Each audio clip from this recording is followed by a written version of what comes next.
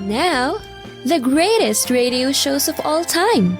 Suspense. The Shadow Node. Washington calling David Harding, counter-spy. Classic radio theater. The Great Gildersleeve. Fibber McGee and Molly. Dragnet. Gunsmoke. The Lone Ranger. Now, step back into a time machine with your host, Wyatt Cox. Good evening, friends of the Inner Sanctum. Comedy on this Saturday with the Alan Young Show, Before the Horse, the Grape Nuts Flakes program starring Orson Welles, sitting in for Jack Benny, the Charlie McCarthy Show with guest star Rudy Vallee, and the Great Gildersleeve starring Willard Waterman, and we wrap it up with the creator of the Great Gildersleeve, Fibber McGee and Molly. That's all coming up on this Saturday, April 4th. 94th day of the year, 271 days left in 2026. Congress adopted the flag of the U.S. with 13 stars and 13 stripes, and 1 star for each state, as we said. William Henry Harrison died of pneumonia on this date in 1841, becoming the first president to die in office and the shortest term served. Los Angeles, California, incorporated as a city on this date in 1850. Argonia, Kansas, elected Susanna M. Salter as the first female mayor in the U.S. on this date in 1887. 12 nations signed the North Atlantic Treaty on this date in 1949, creating the North Atlantic Treaty Organization. At last, democracy is no longer a series of isolated units. It has become a cohesive organism determined to fulfill its great purpose. British Foreign Minister Ernest Bevin on the lofty goals of NATO on this date in 1949. The Beatles occupied all top 5 positions on the Billboard singles charts on this date in 1964. Martin Luther King Jr. assassinated at a motel in Memphis on this date in 1968. Then Senator Kennedy, Robert F. Bobby Kennedy, told a campaign rally of the incident. I'm only going to talk to you just for a minute or so this evening because I have some very sad news for all of you, and I think sad news for all of our fellow citizens and people who love peace all over the world. And that is that Martin Luther King was shot and was killed tonight in Memphis, Tennessee. Kennedy would later focus his words. This is a time of shame and a time of sorrow. It is not a day for politics. I have saved this one opportunity, my only event of today, to speak briefly to you about the mindless menace of violence in America, which again stains our land and every one of our lives. It's interesting to go back and listen to the words of Dr. Martin Luther King Jr. speaking at the time what might have been prophetic words on the assassination of President Kennedy on Atlanta radio station WSB. I have always felt that unmerited suffering is redemptive, and even if I have to die for this cause, physical death is a price that others will have to pay, then it is a price that is paid to free the soul of our nation and to free our children from a permanent spiritual death. And in this sense, I think it is very redemptive, or it can be, even if it occurs. Even more stark and prophetic were the words that Dr. Martin Luther King Jr. said one day earlier. We've got some difficult days ahead, but it really doesn't matter with me now, because I've been to the mountaintop. I don't mind. Like anybody, I would like to live a long life. Longevity has its place, but I'm not concerned about that now. I just want to do God's will. And He's allowed me to go up to the mountain. And I've looked over and I've seen the promised land. I may not get there with you, but I want you to know tonight that we as a people will get to the promised land. Dr. Martin Luther King Jr. assassinated on this date 58 years ago. The World Trade Center in New York, officially dedicated on this date in 1973. Microsoft, founded as a partnership between Bill Gates and Paul Allen in Albuquerque, New Mexico, on this date in 1975. Initially, there was a dash between micro and soft for microcomputer software. Space Shuttle Challenger made its first voyage into space on this date in 1983. And in 1988, Governor Evan Meacham of Arizona convicted in his impeachment trial and removed from office. Senator John Hines of Pennsylvania and 6 others killed on this date in 1991 when a helicopter collided with their plane over Marion, Pennsylvania. Mark Andreessen and Jim Clark founded Netscape Communications Corporation on this date in 1994 under the name Mosaic Communications Corporation. Of course, Netscape, the father, Mosaic, the grandfather of another piece of computer software, and that's Firefox. And it was on this date, 25 years ago today, 2001, famed Philadelphia wrestling company ECW, Extreme Championship Wrestling, filed into bankruptcy. Part of the, dare I say, evolution of modern professional wrestling. Among others passing away on this date in history, Uncle Joe on Petticoat Junction, Edgar Buchanan, passing away on this date. Country's Red Sovine, Giddy Up, Go, and Teddy Bear. Red Sovine passing on this date in history. Sunset Boulevard star Gloria Swanson passing away on this date, and film critic Roger Ebert passing away. Among those born on this date, actress Bea Benaderet, journalist John Cameron Swayze, actress Frances Langford, musician Muddy Waters, writer Maya Angelou, Hugh Masekela, Grazing in the Grass, and Heath Ledger from The Dark Knight, Joker in that, born on this date. And also, before he became Psycho Norman Bates in Alfred Hitchcock's classic movie, Tony Perkins, who was born on this date, Anthony Perkins, had a huge hit record.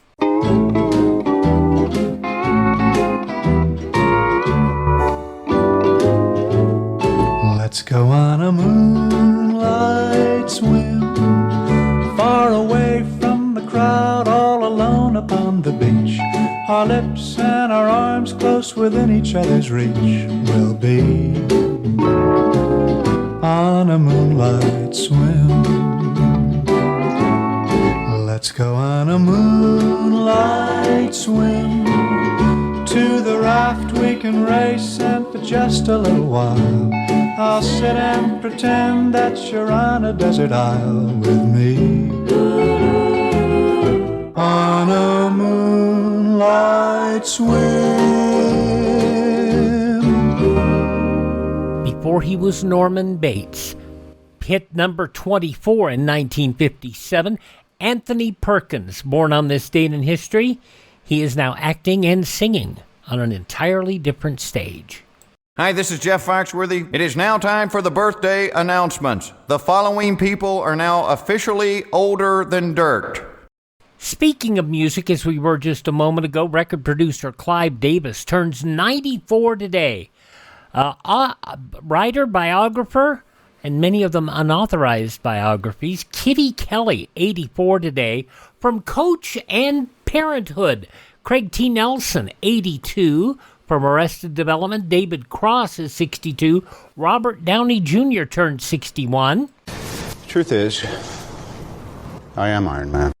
Well, possibly. Robert Downey Jr., 61 today. Joe from The Facts of Life. Nancy McKeon is 60. From Psych, James Roday is 50. And even though the TV show's off, they've done a number of Psych movies, which I think is kind of cool. From The Mentalist and Colony, Amantha Rigetti is 45. And Britney Spears' younger sister, Jamie Lynn Spears, is 35.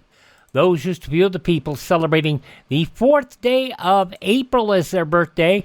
If this is your birthday... We baked you a birthday cake. If you get a tummy ache and you moan and groan and woe, don't forget we told you so. Happy birthday! Happy birthday! Make a wish, dear, and blow out the candles. Here they go.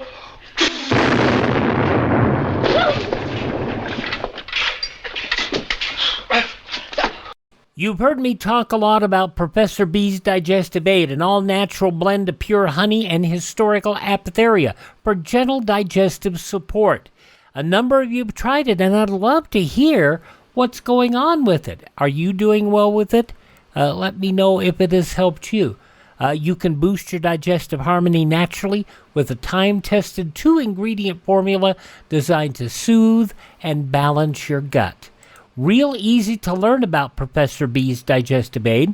If you go to profbees.com, that is profbees.com, you'll find the link in the show notes. You'll also find the link at classicradio.stream. And if you use my promo code Wyatt, W-Y-A-T-T, you will save 10%. And you'll also support the podcast.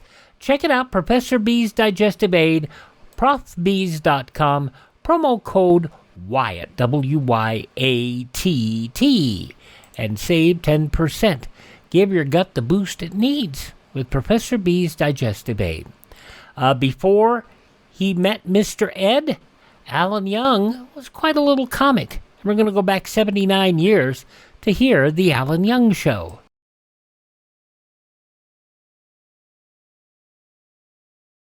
A wise farmer knows that he must get his livestock under cover to protect them from radioactive fallout. An attack may never come, but it's wise to prepare now. Now on Classic Radio Theater with Wyatt Cox, we go back 79 years to April 4th, 1947. Long before Mr. Ed, The Alan Young Show. And Alan does something really dumb. He gets into buying stocks. Bristol Myers, makers of Ipana toothpaste for the smile of beauty and Vitalis for well-groomed hair, bring you the Alan Young Show. Well,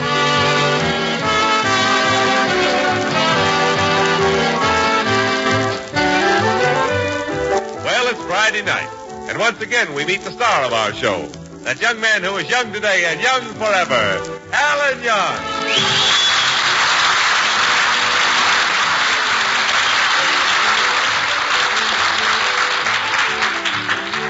Well, Sunday is Easter, and Alan is out with his girlfriend, Dolores Darling, helping her buy a new Easter bonnet. Women's hats look funnier every year. Look at the ones over here, Alan. I've never seen such a collection of hats. Imitation fruit salad, the Swiss cheese sandwich with potato chips. Look at that one, a malted with an egg in it. Alan, you promised to help me pick out an Easter hat. They're so strange looking. Look at that one over there. It won't bite you. You mean that gopher's dead?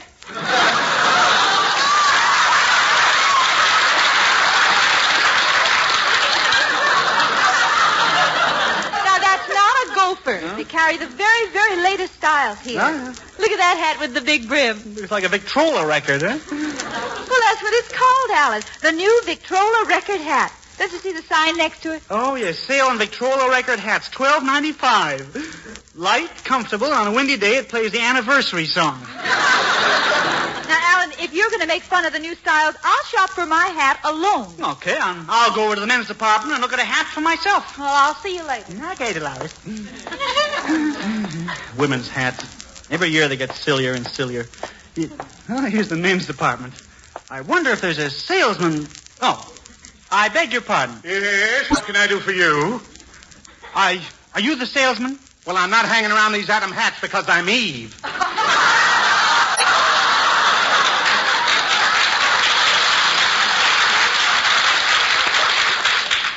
Oh, yeah. Well, I'd like to buy a new hat for Easter. Well, what size head do you have? Well, I'm not sure. You better take a look at it. Okay. That reminds me, I gotta go bowling tonight. Well, look, do you think you can fit me with a hat? Oh, certainly. We'll just try on different hats until we find the right size. Sure. Now, let's start with a big one. Yeah. Size 11 1/4. $11.25? Yes. I'm looking for a hat, not an apartment. Well, I'll try a small one, size 5 and an 8. That's way too small. Now, please stand still. I'm sure I can get it on your head. No, but you see... I might have to force it a little bit. Take it off. Take it off. It's dark in here. It's too tight. Okay. I'll pull it off. There, I got the hat off. Gee, that was the tightest hat I ever... Thought my ears would never come back up. Well, look, perhaps you'd look better in this beret. A beret? Well, pump it up. I'll be back some other time. Thank you. Beret. I wonder if Dolores is through shopping. Oh, there she is. Well, Dolores, I see you bought your new hat. Yes, I did, and it's the... Oh, you didn't get one. Now, how are you going to walk in the Easter parade without a new hat? I'll wear my old one. Your old one? Why, Alan, that old hat of yours is square on the bottom, all dented in on both sides, and comes to a point on top. Give me one good reason why you wear it. It fits my head. I mean, it feels comfortable. I don't see anything wrong with my hat. I suppose you're going to wear that old suit in the Easter parade, too. Of course I am. It's a good suit. Even before prices went up, this cost $11.95. Well, I'm not going to walk in the Easter parade with you if you wear that suit. But, Dolores... I mean it. The coat and pants are both terrible. Now, look, Dolores, my mother never criticized my father. Well, that suit was a lot newer then. Goodbye, Alan. Gee, clothes mean so much to a woman. Maybe I better go home and press this suit. Might make it look better, you know?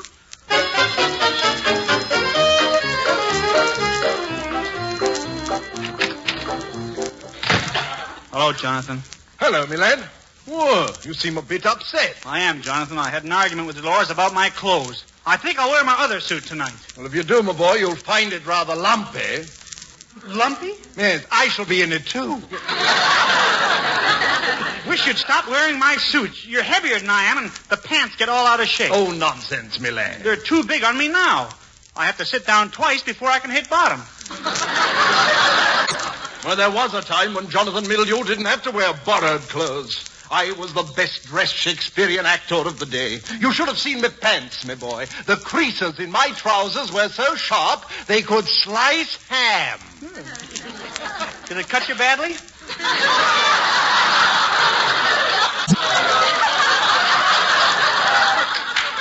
Well, jest if you wish, my lad. But in theatrical circles, Jonathan Mildew was a name to be reckoned with. Oh, John, you're always dragging in your career. How do I know you were ever on Broadway?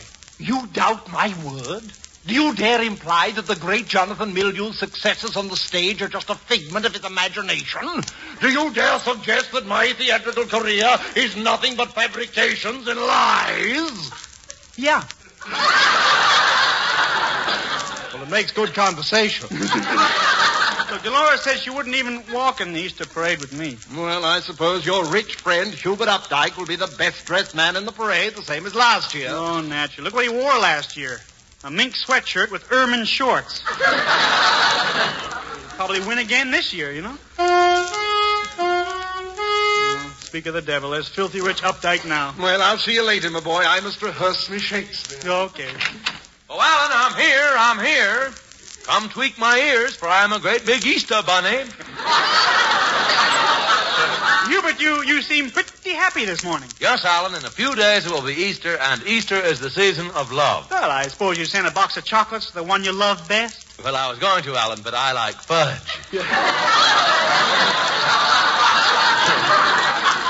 Hubert, you don't even know what Easter means. Oh, is that so? Well, I spent all morning coloring mink eggs. But eggs come from chickens. How can you get a mink to lay eggs? We use whips. Oh, that was a witty one, yeah. That's enough.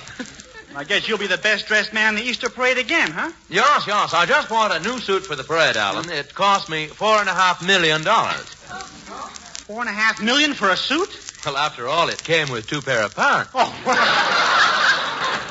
but you really think you're a fashion plate, don't you? Well, I am, Alan. I've got 370,000 suits. Huh? I've got the longest closet in the whole world. Well, how long is your closet, Hubert? Well, just to give you a rough idea, I keep all my Scotch plaids in Scotland.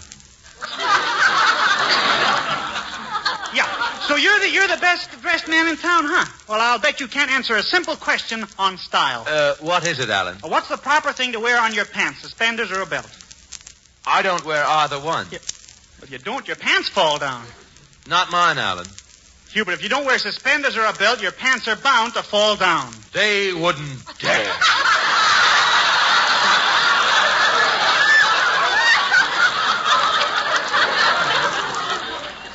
Look, anybody could look as good as you in those fancy clothes. Is that so? Just to prove that you're wrong, I'll give you one of my suits.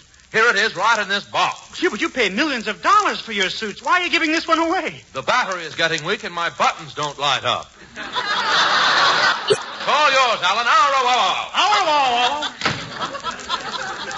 Gee, Hubert gave me one of his suits. Alan, my boy, I overheard the whole thing. Yeah? That suit of Hubert's will look wonderful on you. Look wonderful on me? Jonathan, do you think I'd wear one of Hubert's old suits? Do you think for 1 minute that Alan Young would put second-hand clothing on his back? Do you think I'd stoop so low as to clothe myself in one of Hubert Updike's castaway suits? Yes. Help me put it on. How does it feel on you, Alan? Fits pretty good. Sleeves are just right. Pockets are nice and deep, and Gee, there's something in this pocket.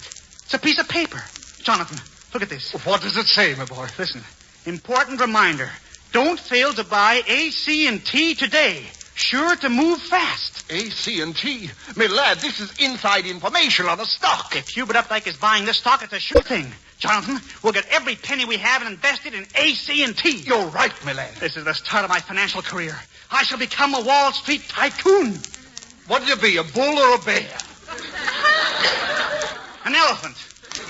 I'll make so much money I have to carry it around in my trunk.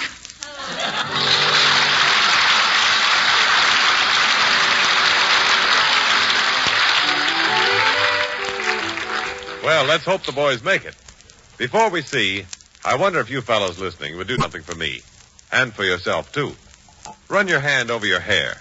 Does your hand feel greasy? Well, if it does, believe me, your hair looks just the way your hand feels. Greasy, sticky. And unattractive. You know, Mr. Wallington, to me, there's nothing makes a man more unattractive than slick, greasy hair. Yet a man can keep his dry, unruly hair under control without getting that greasy look by getting Vitalis. For Vitalis contains no mineral oil. Only natural vegetable oils are in Vitalis. And they give your hair a natural, masculine look. But that's not all Vitalis can do for you. The Vitalis 60-second workout loosens your tight, dry scalp, routs loose dandruff, and helps prevent excessive falling hair. Your scalp feels wonderful. Your hair looks well-groomed as nature intended, without that greasy patent leather shine. So if you want to look your best tomorrow, get a bottle of Vitalis tonight.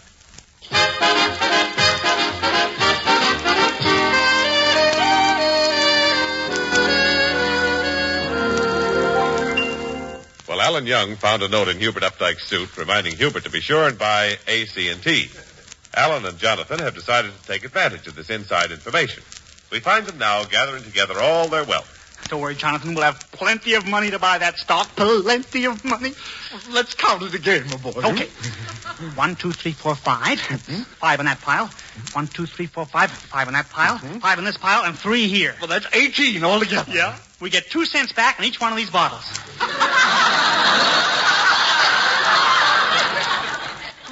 36 cents isn't enough to buy stock. We'll have to pawn our belongings. That's a good idea.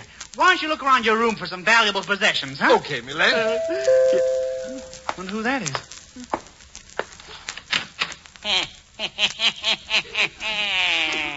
Oh, it's my landlord. Hello, Mr. Bloodstone. It's a beautiful day, if you'll pardon the expression. Well, Alan, I'm here for my rent money. But, Mr. Bloodstone, I just paid you 3 days ago. Why should he be asking for rent money again? I'm greedy. Yeah.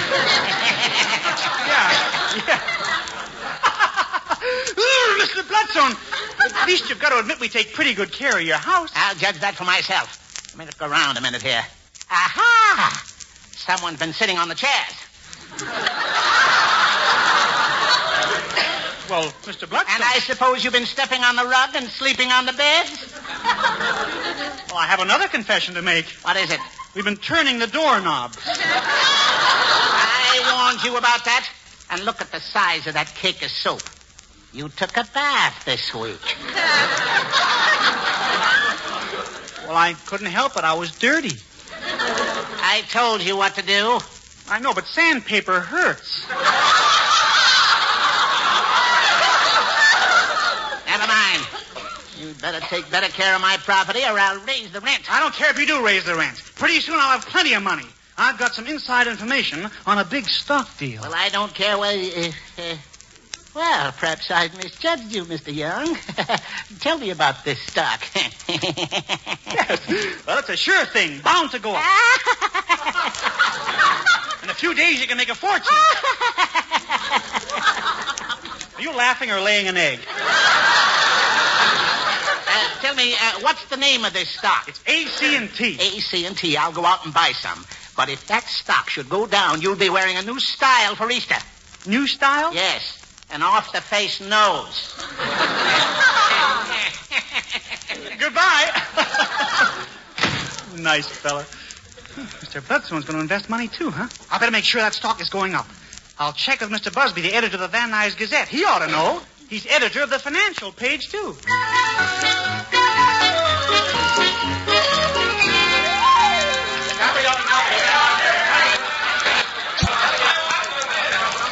Gee, certainly a busy newspaper. Here's Mr. Busby's office right here. Come in.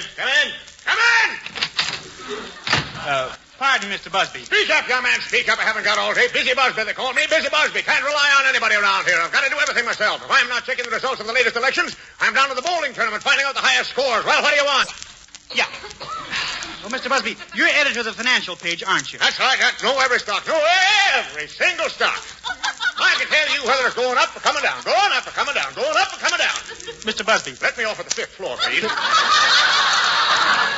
Mr. Busby, before we go any further, I'd like you to settle down. Sorry, you're not my type.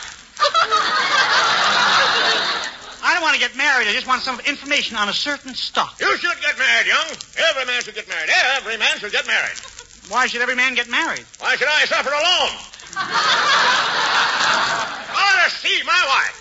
Can't stand a woman with big feet. Yeah, well, look, I came to see you about a stock. The biggest feet in town. The biggest feet in town.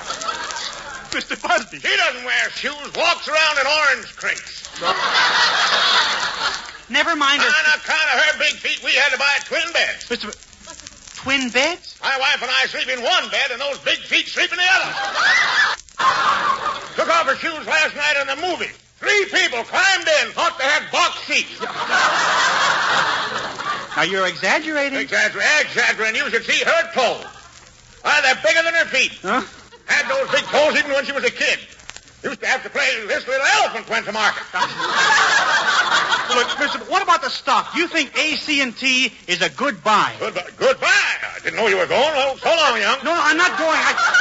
I want to know about that stock. Yeah, stock. AT&T is a great buy. I'll put $1,000 in it myself. That's what I'll do. I'll put $1,000 in it myself. Oh, thanks, and goodbye. So long, Busby. Tell your wife to send those big feet of hers to the laundry. They'll shrink them.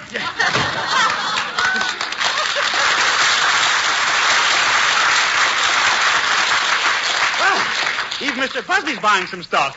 Everybody's buying stock. Wait till Dolores finds out about this big business deal. She'll be anxious to walk in the Easter parade with me.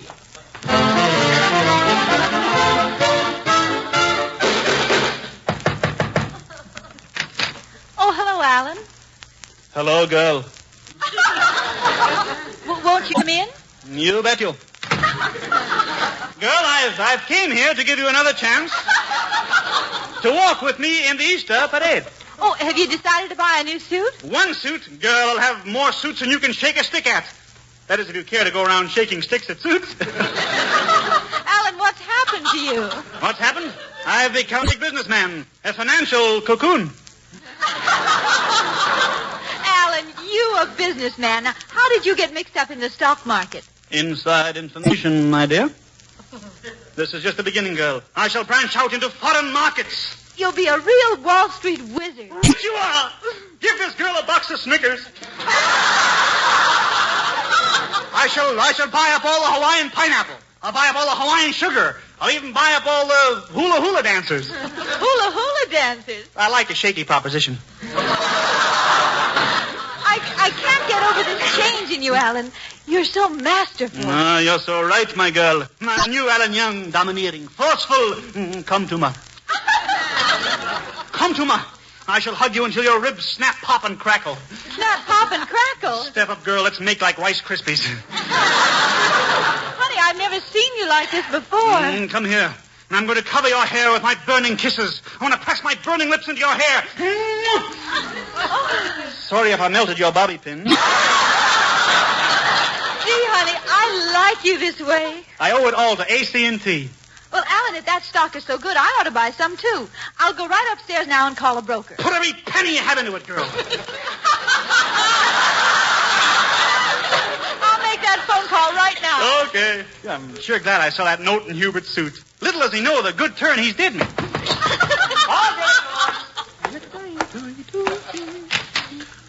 Alan, what are you doing here? Oh, he's acting. Well, I came to see Dolores, Hubert. I've got news for you. On Sunday morning, I shall be walking in the Easter parade with the loveliest creature in the whole world. Well, sorry, Alan, but I promised to walk with someone else. Never mind, Hubert. I'm taking Dolores walking in the Easter parade. What is this? You heard me, Hubert. I'm taking Dolores walking in the Easter parade. But, Alan, she promised to walk with me. She did. Well, Hubert, she changed her mind. And all because of a little slip of paper in that suit you gave me. Slip of paper? Yes, it contains some very valuable information, see? I've invested all my money in AT&T, and so has everybody in Van Nuys. Even Dolores is upstairs now calling a broker. So, Hubert, take your paper back and go goodbye. Oh, why, he pushed me out of the house. I'd better look at this piece of paper. Why, it's a note I wrote. Reminder, be sure and buy AC&T today, sure to move fast. AC&T? I just wanted to buy a Cadillac and a trailer. I abbreviated it. So Alan thought it was some inside information on a stock. Well, this calls for some villainy. Oh, it's you back again, Hubert, huh? Yes. Alan, I want to prove to you that I'm a good sport. Oh, you admit that I outwitted you, huh, Hubert? Yes. Yes. And to show you that there's no hard feelings, I'd like to invite you and all your friends over to my house tonight to celebrate your investments. Our investments? Well, that's pretty big of you, Hubert. We'll all be there. That's fine. Goodbye, Alan. Goodbye. Oh, Mother, get out the beer glasses. I've got him over a barrel tonight.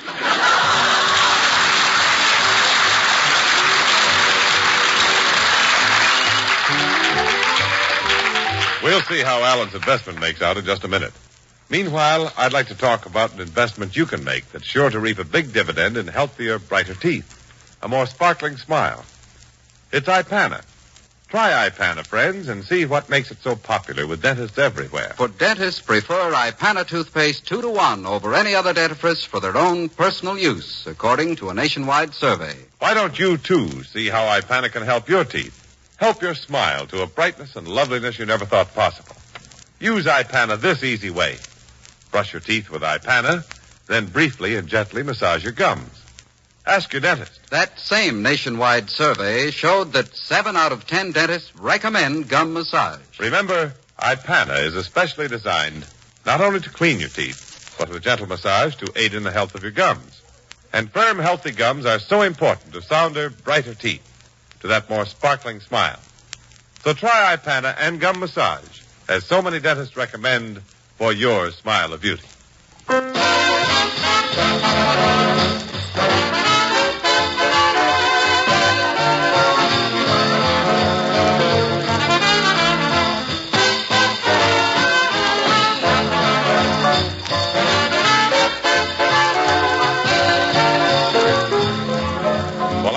The note in Hubert's suit was a reminder to buy some AC&T stock. And he got all his friends to invest their life savings. We know now that AC&T merely meant a Cadillac and trailer. In order to show Alan up, Hubert's invited them all over to his mansion. Let's join Alan and Jonathan as they approach the Updike estate. Jonathan, it's really wonderful, Hubert, to throw this celebration. I guess I've misjudged him. No, me lad, what a mansion he lives in. There's the Updike coat of arms on the door. Yeah, and right under is the family motto. First in war, first in peace, and first in the First National Bank. Look, they've even got a statue of Venus on the front porch. Look, that's not a statue of Venus. Then who is it, my boy? Hubert's grandmother. She counted her money so much she wore her arms off. That's what Hubert told me, and I'll slug him for telling me. Let's go in, shall we? Yeah, I'll ring the bell here.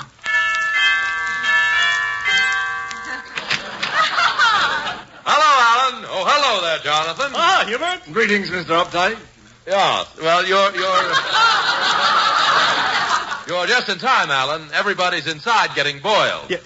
Getting boiled? You mean you're serving liquor? No, they're just getting boiled. I like everyone to be sanitary. Hubert, why don't we join the other guests? Yes, right this way, Alan. Yeah, okay. Oh, there's my landlord. Hello, Mr. Bloodstone. Hello, Alan. You're all dressed up formal tonight, Mr. Bloodstone. You're wearing your top hat, white tie, and thumb screws. Mr. Updike, I've been looking over this magnificent house of yours. I'd love to foreclose the mortgage on a place like this.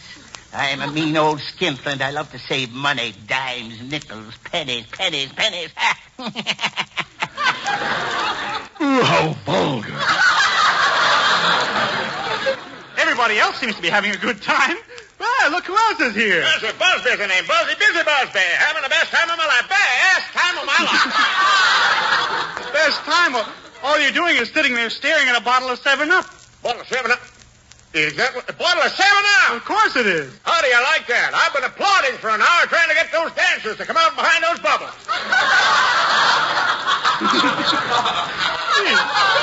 Dolores is here, too. Look how Dolores is dressed. Hiya, Dolores. Alan, do you like my off-the-shoulder gown? Yeah, it's beautiful. Oh, I'm crazy about that gown. Dolores, may I kiss your bare shoulder? Hubert, you're a cad. Well, if you won't let me kiss your shoulder, will you let me kiss mine?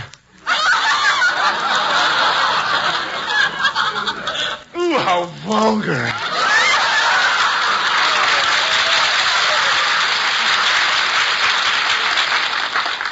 Alan, now that all the guests are assembled, can I have a word with you in private? Well, certainly, Hubert. Good. Let us go into the next room. Next room.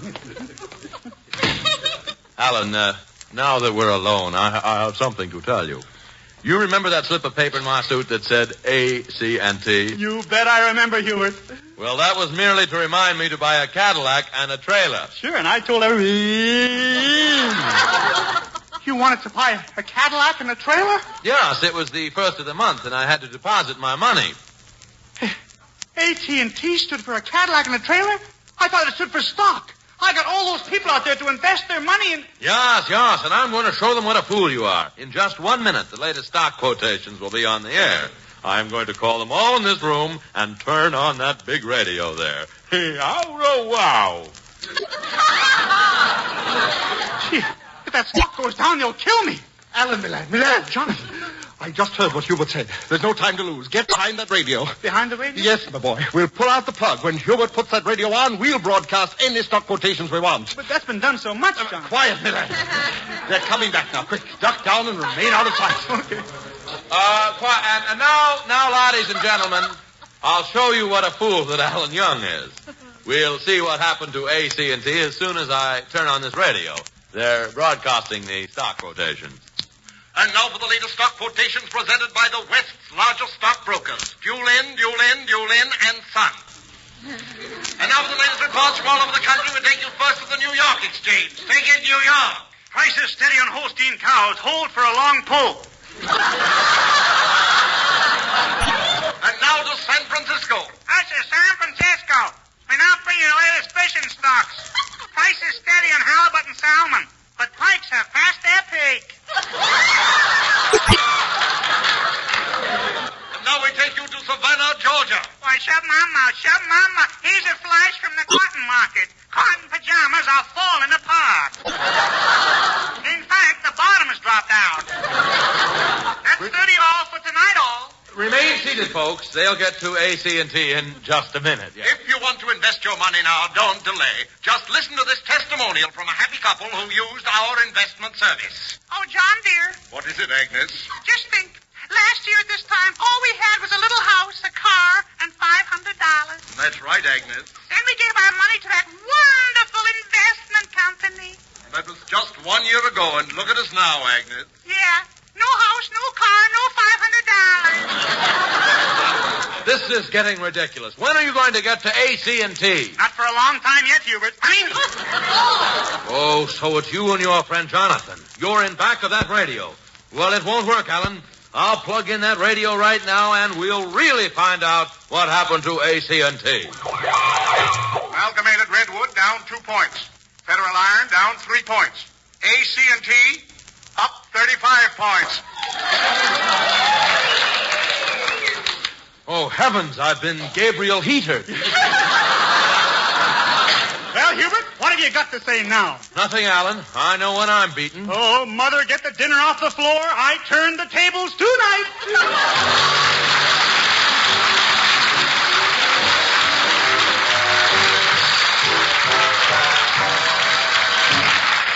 Alan will be back in just a minute. Say, friends, if you're suffering from a cold right now, then you're interested in getting relief from your misery. So listen. Here's how you do it. Get Minute Rub, a really modern chest rub. Then rub Minute Rub on your throat, chest, and back. In a minute, Minute Rub's soothing menthol vapors begin to clear that stuffed-up feeling in your nose and throat. In a minute, Minute Rub starts to bring a feeling of warmth and relief to those tight, sore, aching muscles. And listen, Minute Rub is greaseless and stainless. Can't stain clothes or bed linens. So get a tube of Minute Rub and get relief from that annoying cold misery the modern way. The greaseless, stainless Minute Rub way. We'll see you all next week, friends. Thank you. Good night. This is NBC, the National Broadcasting Company. Of course, you recognize Jim Backus there as Hubert Updike III. You also recognize Louise Erickson playing Betty on that. From the Alan Young Show, going back to this date in 1947. It actually ran on radio from 1944 to, in fact, ran the summer of 1944 as a replacement for Eddie Cantor. And then it ran for 2 years on ABC from 1944 to 1946, and then came back for another year on NBC, as you heard there, with the sponsorship of Ipana and South Hepatica. And then also from January to July of 1949, it had a run there as well. It also ran on television from 1950 to 1953 on television. Started out as a variety sketch comedy show, and then its final season in 1953, it was more of a conventional sitcom with Alan Young playing a bank teller. And there you go. And in 1951, the show received a Primetime Emmy Award for Outstanding Variety Series, and Young won the Best Actor Emmy. But then, after a while, it went off, and he became a part of a different show, Mr. Ed, for 5 seasons. And then after Mr. Ed went away, he voiced Disney's Scrooge McDuck for 40 years. So yeah, he was so much more than Mr. Ed. He had a lot that he did during his career. We lost Alan Young at the age of 96, 10 years ago. Alrighty, that's the Alan Young Show as it was broadcast 79 years ago, April 4th, 1947, here on Classic Radio Theater with Wyatt Cox. Well, Jack Benny has been sick, and you know that, in some of the shows we've been listening to from 1943. We're going to hear one more show from the Orson Welles filling in for Jack Benny, and it made people realize that Orson Welles wasn't just a serious actor. He had a funny streak. And we got to hear some of that streak, and you'll get to hear that streak in a moment.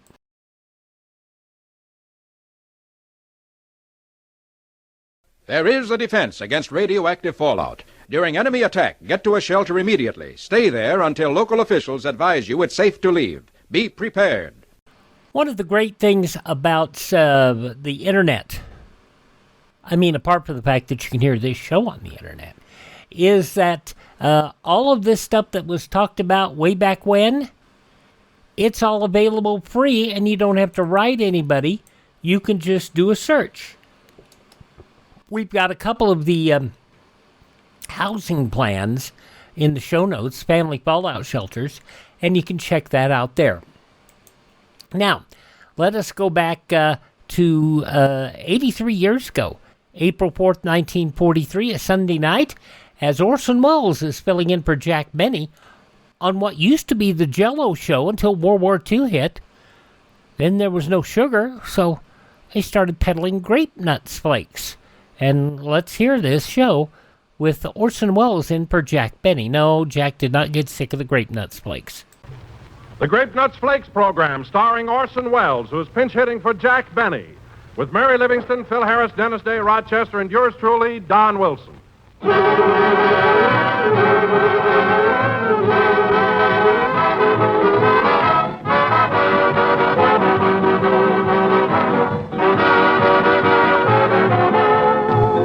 Friends, you've all heard that line about stretching a point, haven't you? Well, here's where I turn out to be the best little stretcher bearer of a precious ration point you ever heard about. All you have to do to save a ration stamp at breakfast is to make it Grape Nuts Flakes every morning. For Grape Nuts Flakes are non-rationed, nourishing, whole-grain cereal. But that's only half the story. You'll also find Grape Nuts Flakes are a whole box full of particularly tempting, toasty brown goodness. It's your old friend, that sweet-as-a-nut Grape Nuts flavor, turned out in extra crisp, extra appetizing flake form. In a word, Grape Nuts Flakes are a breakfast treat your whole family's going to enjoy right down to the last crisp spoonful. And when you buy this swell and ration stampless breakfast cereal, be sure you ask for the big 12-ounce economy-size package of Grape Nuts Flakes.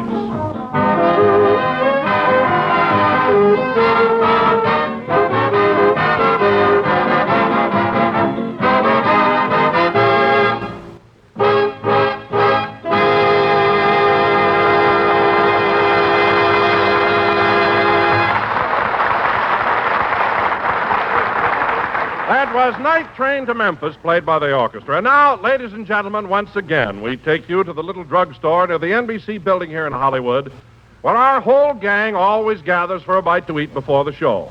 The time, exactly 15 minutes before this broadcast. Take it away, drugstore. All right, Cliff. Yes, Gilroy. How's that three-decker sandwich coming along? Fine. I'm just putting the poop deck on it. Here you are. Radcliffe, that's a beauty. Well, here comes Don Wilson, and Phil Harris is with him. That old-time glamour boy.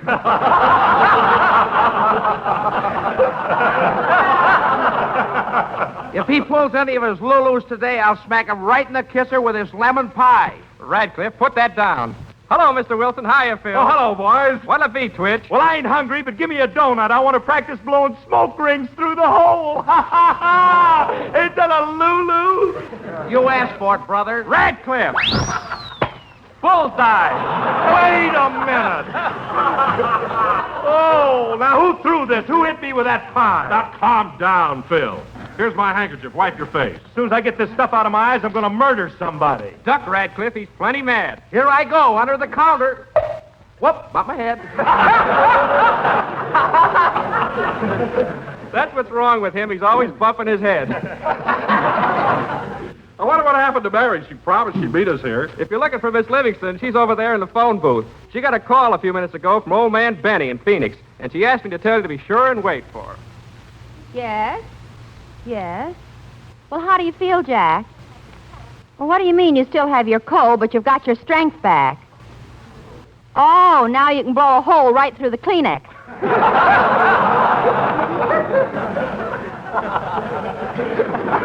Say, Jack, when will you be back on the show? Next Sunday? Well, you don't have to hurry. Orson Welles has been very funny on the program. I said Orson has been very funny. Oh, Jack, for heaven's sake, stop crying. Of course we'll be glad to see you again. Goodbye. What's that? No, Jack, I won't. I don't care. I won't do it. I will not send your old sailor suit so you can get a cut rate on the train. Goodbye. Oh, hello, Don. Phil. Hello, Mary. Hiya, Mary. Phil, I'm ashamed of you. What's the idea of giving yourself a shampoo here at the counter? That ain't no shampoo. It's lemon pie. I just walked in and pulled a gag, and that Radcliffe let me have it. Let you have it? Yeah, and I only said, I ain't hungry, but give me a donut. I want to practice blowing smoke rings through the hole. I love it, love it, love it. Radcliffe! Now cut that out! Here's my handkerchief again, Phil.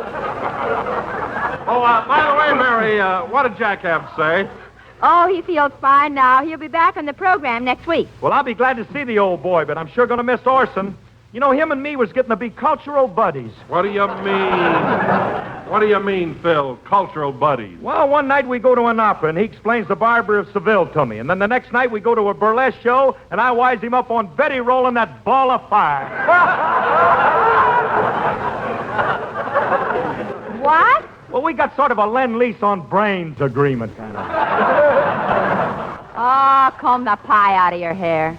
Hello, Dennis. Hello, Miss Livingston. You know what, Dennis? Jack will be back on the show next week. Jack who?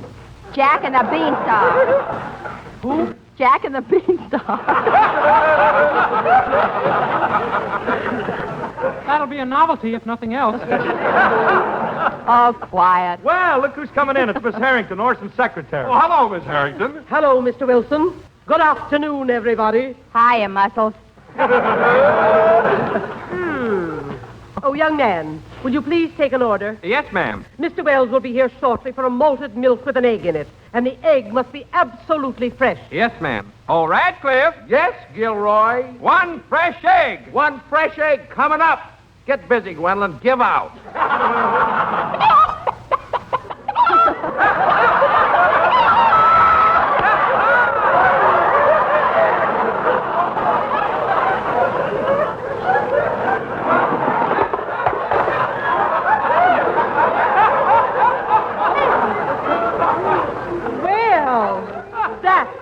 That is service. My, what a beautiful egg. Attention, everybody. Mr. Wells is approaching.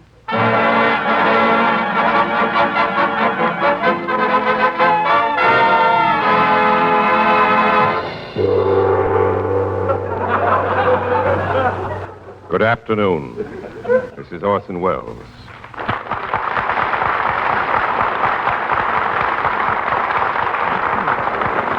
Well, Mary, what do you hear from Jack? Have you talked to him lately? Yeah, I just had him on the phone. Jack's feeling fine now and says he's back on the show next week. Well. Looks like you'll have to hit the road, Bub.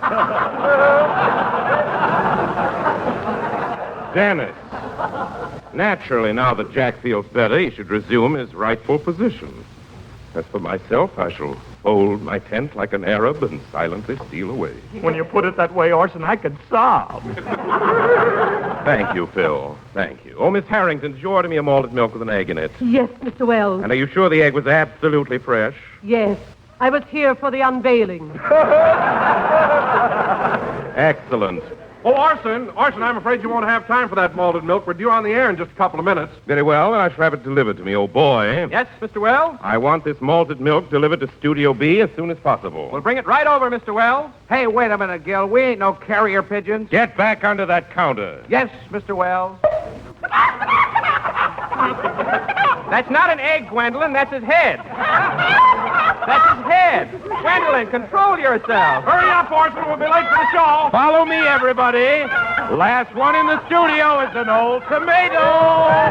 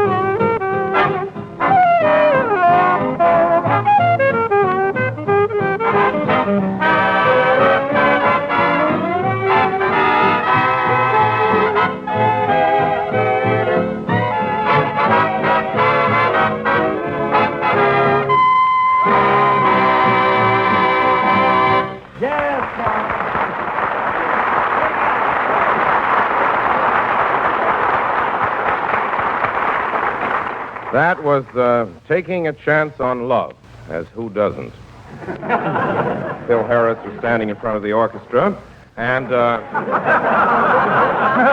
Phil, that's the last time I'll be announcing your band number. Just think, after tonight's broadcast, I shall fold my tent like an Arab and silently steal away. Don't say that, Orson. Look, tears is tinkling down my cheek. That's trickling, Phil. Your eyes are absolutely dry. Well, you gotta admit they're bloodshot. That's another story. Seriously, I'm going to miss all of you, and if I ever get my own program, I'd like this gang to sign up with me. Well, you mean you'd like to have us work for you? Yes, of course, I don't know if I could meet the salaries that Jack's been paying you. They're really lousy. Why do you want to meet them?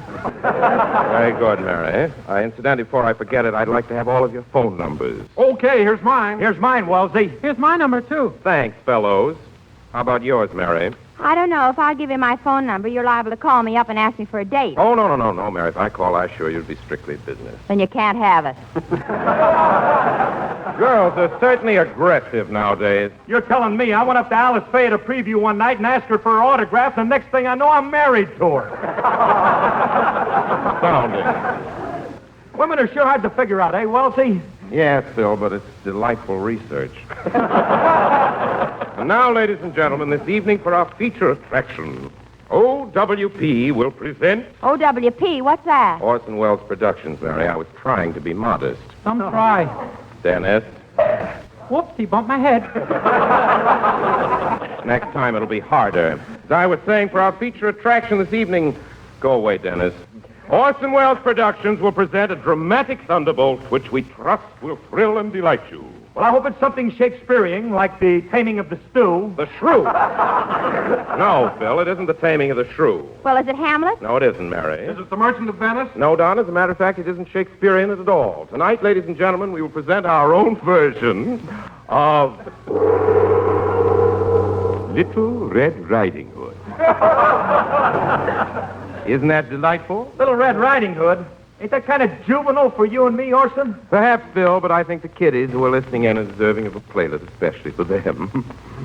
Now I will play the part of Old Man Hood, an elderly farmer who lives at the edge of a forest. Mary will be my daughter, Red, and Dennis will be my son, Robin. Robin Hood. Are you giggling, kiddies? If they are, they got feathers in their rompers. Now, let's see. Don and Phil. Oh, yes. Don will be a tree in the woods, which only God can make, and Phil Harris will be a woodchopper. Phil Harris will be a woodchopper who cuts Wilson down. I'll take it easy, Phil. You know how ticklish I am. No kidding, Don, are you really? Oh, didn't you know that, Mr. Harris? Watch this. Stop it, Dennis. He'll get hysterical. No, I like it. Don, we haven't time. Now, there's one other part in the play, that of the old lady who's to be my wife. Well, maybe I can play a double part, too. How's this, Orson? Very good, Mariah. The part is yours, by cracky. Oh, murder. If Lum and Abner are listening in, this does not constitute an endorsement of Rube humor. We'll do all right. And now, ladies and gentlemen... Oh, my goodness. I forgot the most important part of all, the wolf. I know. I will be the wolf. In that case, here's my phone number, babyface. Thanks, Mary. This play is really crazy. Mary is her mother and her daughter. Orson is her father and a wolf. And Wilson is a tree that giggles. I worry about things like that. Now... Dennis, there's no need for you to tax your mind. What are you going to sing tonight? A song. A song. That's fine. And what's the name? Dennis Day. The name of the song! I'm going to sing As Time Goes By, and I dedicate it to a little girl who stole my wristwatch. Well, there's a short story. Go ahead, Dennis. Make it a Lulu. Second, I'll take it. Hello?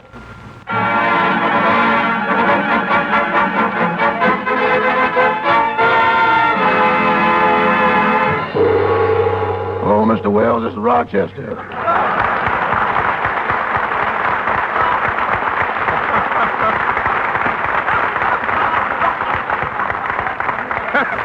Hello, Rochester. What do you want? I called up to tell you that I'm leaving your employ after 4 weeks of sheer bliss. Yes, I understand that Mr. Benny is coming back, but Rochester, isn't there any way you can stay and be my butler? I don't think so. I got a contract with Mr. Benny that takes me up to and within the pearly gates.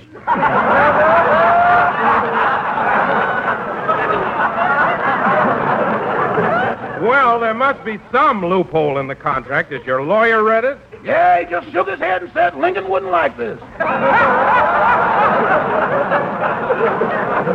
Well, I'm sorry you're leaving, Rochester. You've been a splendid butler and very trustworthy.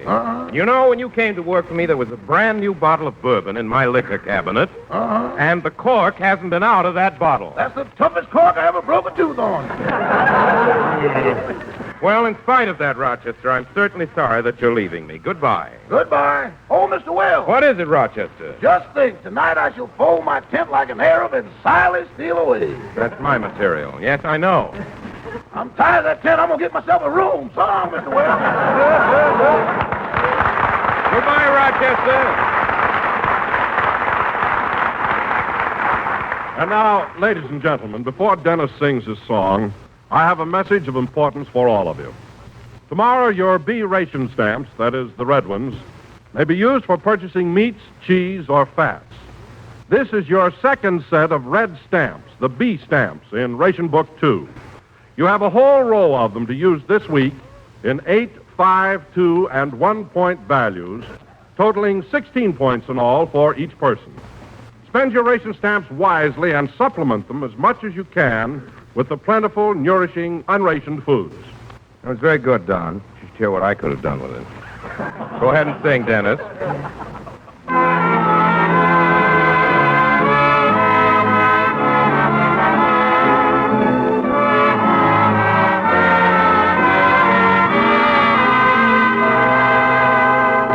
This day and age we're living in gives cause for apprehension, with speed and new invention and things like third dimension. Yet we get a trifle weary with Mr. Einstein's theory, so we must get down to earth, at times relax, relieve the tension.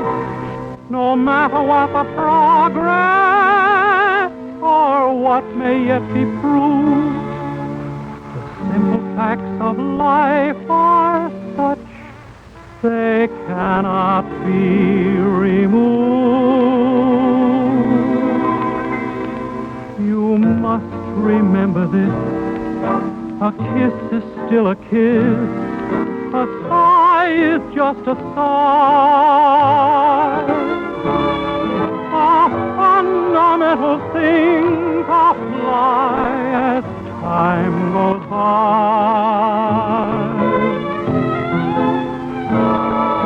And when two lovers woo, they still say I love you. On that you can rely. No matter what the future brings as time goes by. Moonlight and love songs never out of date, hearts full of passion, jealousy, and hate. Woman needs man, and man must have his mate. That no one can deny. It's still the same old story, a fight for love and glory, a case of do or die. The world will always welcome lovers as time goes by.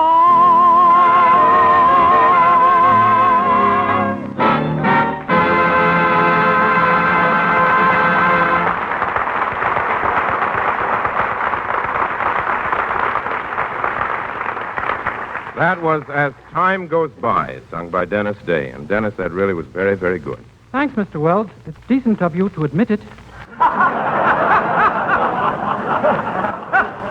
What's so decent about that? You have a marvelous voice. There's no getting away from it. Well, if it's so marvelous, why do you want to get away from it? I don't want to get away from it. I paid you a compliment, you little brat. Oh. And now, ladies and gentlemen, on second thought, Dennis, here's your phone number back. And now, ladies and gentlemen, for our feature attraction, Little Red Riding Hood. Say, Orson, I just thought of something. Who's going to be the grandmother? You know, that old dame that gets ed up by the wolf. Phil, you're giving away the plot. Darn it, I had to open my big mouth. However, Phil, I can't tell you who plays the part of Red Riding Hood's grandmother. That's our big surprise.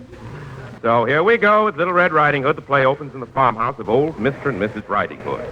It is a cold Christmas Eve long, long ago. And outside, the wintry wind is howling. But inside the farmhouse, the fireplace is burning brightly. We find the elderly couple busy decorating their Christmas tree. Curtains, music.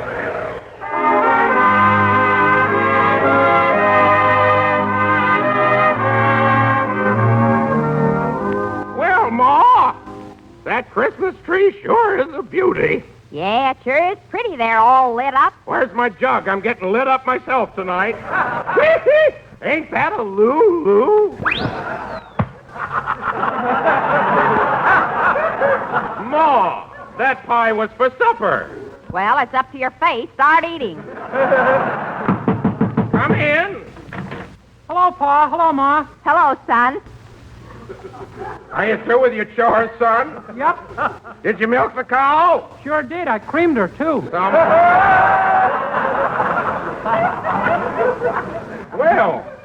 Well, here's your sister. Hello, Red. Hello, Pa. Hello, Ma. Hello, Annie. Annie? That's the cat.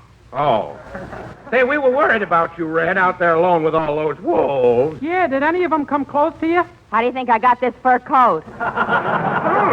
Mighty pretty. That must be Grandma calling. I wonder how her cold is coming along. I wonder who... And I'm coming. Hello, Grandma. How you feeling? I feel terrible, son. How are you?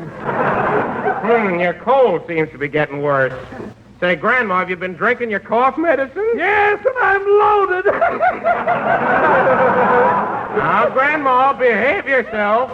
I want you to get in bed right away. Okay, I'll jump in the next time it comes around. You'd better. Now, I'll send Red over with some hot soup for you. Good. Have her bring some cigars, too. All right. Goodbye, Grandma. Goodbye, son.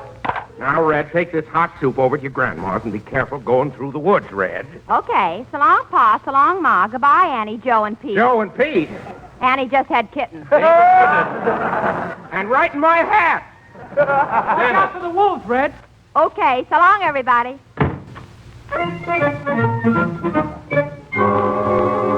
Oh, boy, what a night. Listen to that wind howl. And listen to that snowfall. Gee, it's fun walking through the snow. Crunch, crunch, crunch. Gosh, it's dark. Who's that I see lurking in yon bush? It's me, kiddies. I'm a wolf now. Oh! Hello, little girl. Hello, are you a wolf? Here's my button, Hollywood Lodge number 23. Where are you going, my little chickadee? I'm going to my grandma's with this basket. It's got soup and crackers in it. Attention, kiddies. Little Red Riding Hood's basket also contains a package of toasty brown sweet as a nut Grape Nuts Flakes. Well, a talking tree. Grape Nuts Flakes are a breakfast treat your whole family's going to enjoy. So remember, children, when you're taking a basket of food to your grandma's house, include a big 12-ounce economy-sized package of America's fastest-growing flake cereal.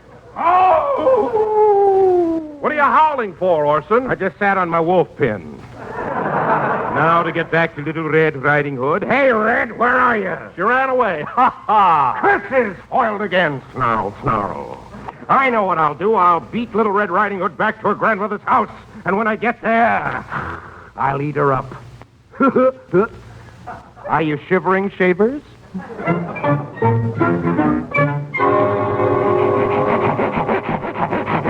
This must be the place. And now to get in.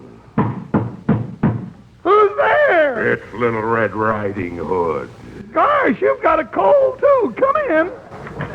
Hello, Grandma. You're not Little Red Riding Hood. You're a wolf. Yes, I'm a wolf, and I'm going to eat you up. Yum, yum, yum. Help! Now, hold It'll be over in a minute. Shall I take my boots off? No, I like boots and all. Here you go. I just ate Grandma, kiddies.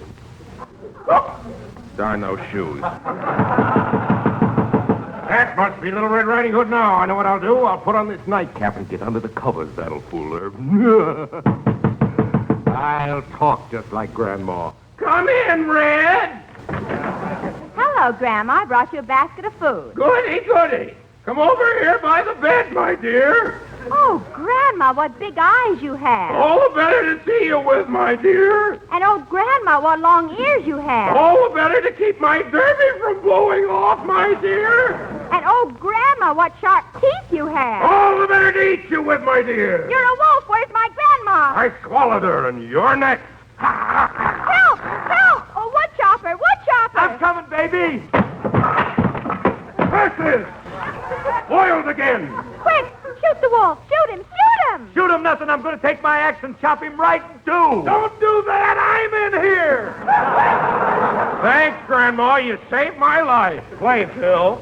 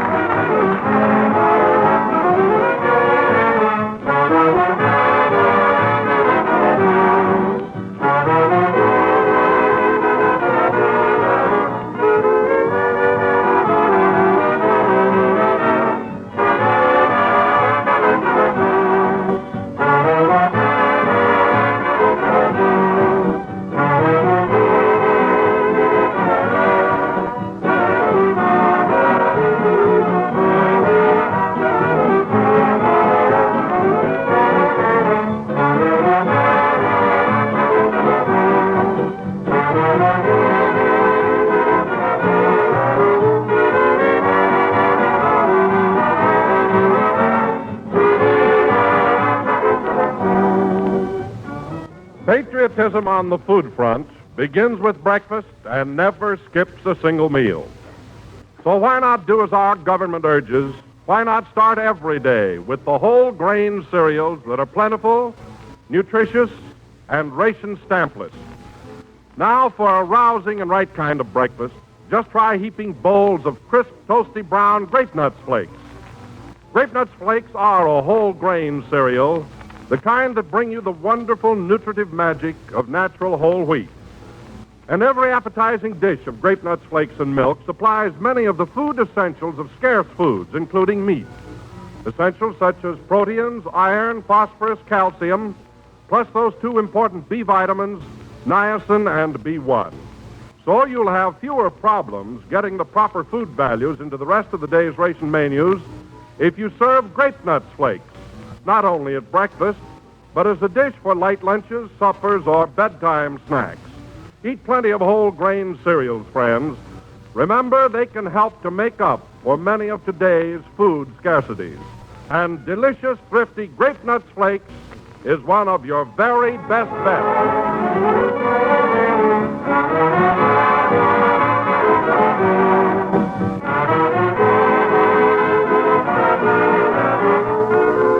And so, ladies and gentlemen, this is your obedient servant, Orson Welles. It's really been a pleasure pinch hitting for Jack Benny. I'm sure you'll all be glad to welcome back Jack at this same time next Sunday night. Good night, folks. Good night, doll. This program is written by Bill Morrow and Ed Bullard.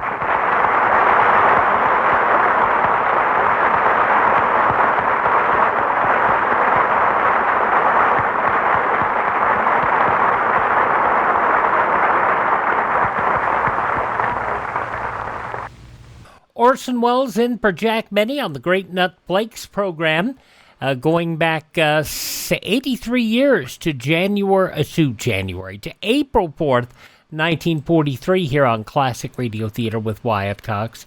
Coming up on our Sunday program, a doubleheader of suspense Murder in B-Flat, starring Jack Benny from 1951, and 0 Hour, narrated by John Daner from 1955. Also, Journey for Margaret from the Screen Guild Players from 1943, and Don Reed in Night Watch from 1954. On Monday, we'll have Dragnet, Crime and Peter Chambers, Casey, crime photographer, and Barry Craig, confidential investigator.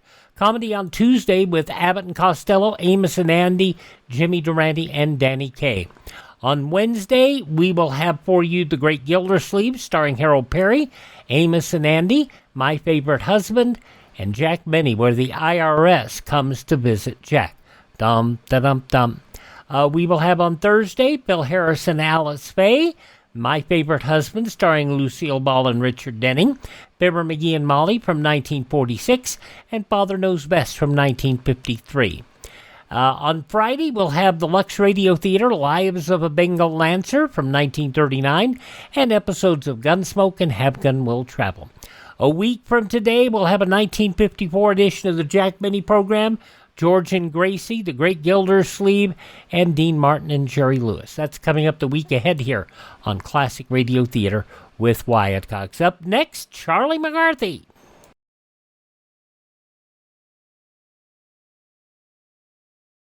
Government officials suggest that every family store a 2-week emergency food and water supply in case of attack. Choose canned or dried foods that can be eaten without cooking. Now on Classic Radio Theater with Wyatt Cox, we go back 78 years, April 4th, 1948. The Charlie McCarthy Show with guest Rudy Vallee and, of course, Edgar Bergen.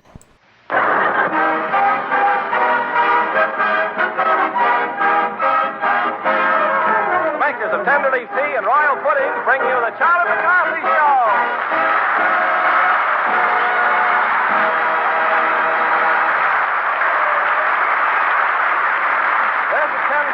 Ladies and gentlemen, greeting you from Fullerton Junior College, Fullerton, California. On behalf of Edgar Bergen, Charlie McCarthy, Ray Noble and his orchestra, Anita Gordon, Mortimer Stern, Pat Patrick as Ursula Twing, Hans Conreed and our special guests, Barbara Bell Geddes, Rudy Vallee, and Ken Murray.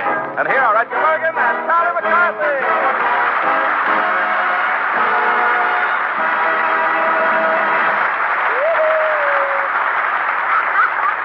Hi, all you Fullerton fellas and fillies. Isn't this a beautiful spring day? Yes, it is. It's all of that. Yes. This is the season when the flowers bloom and the birds migrate. Yeah. And the bees start kicking the pollen around. Yeah. Everywhere you look, the little birds are... Oh, the little buds. That's right. Get it right. Yes, all right. Little buds are shooting out of the trees. Oh, is that so? Yes. No wonder my hat keeps popping off. Yes. Yes, this weather gives me an opportunity to get out, and I like it. Yeah. Yes. You see, I'm interested, Charlie. I'm interested in wildlife. At your age? Well, yes. I've even thought of going to an ornithologist. Yeah? Yes. Having trouble with your orning? No. No, you see, Charlie, I'm a bird watcher. Oh, a bird watcher. Imagine sitting around and watching dumb birds. That's really... Well, I have a friend with me who's also a bird lover. Yeah? Yes. And his name is Ken Murray. You know, he made the most unusual picture of the year. Really? Yes, he did. It's a picture that's made entirely with birds, and it's called Bill and Coo. But was it any good? Well, good enough so that it won an Academy Award. Yeah? Yes. What did they give him, a stuffed owl? No, they didn't. I'll let you find out for yourself. Oh, Ken. Yes, Edgar? Charlie, this is Ken Murray.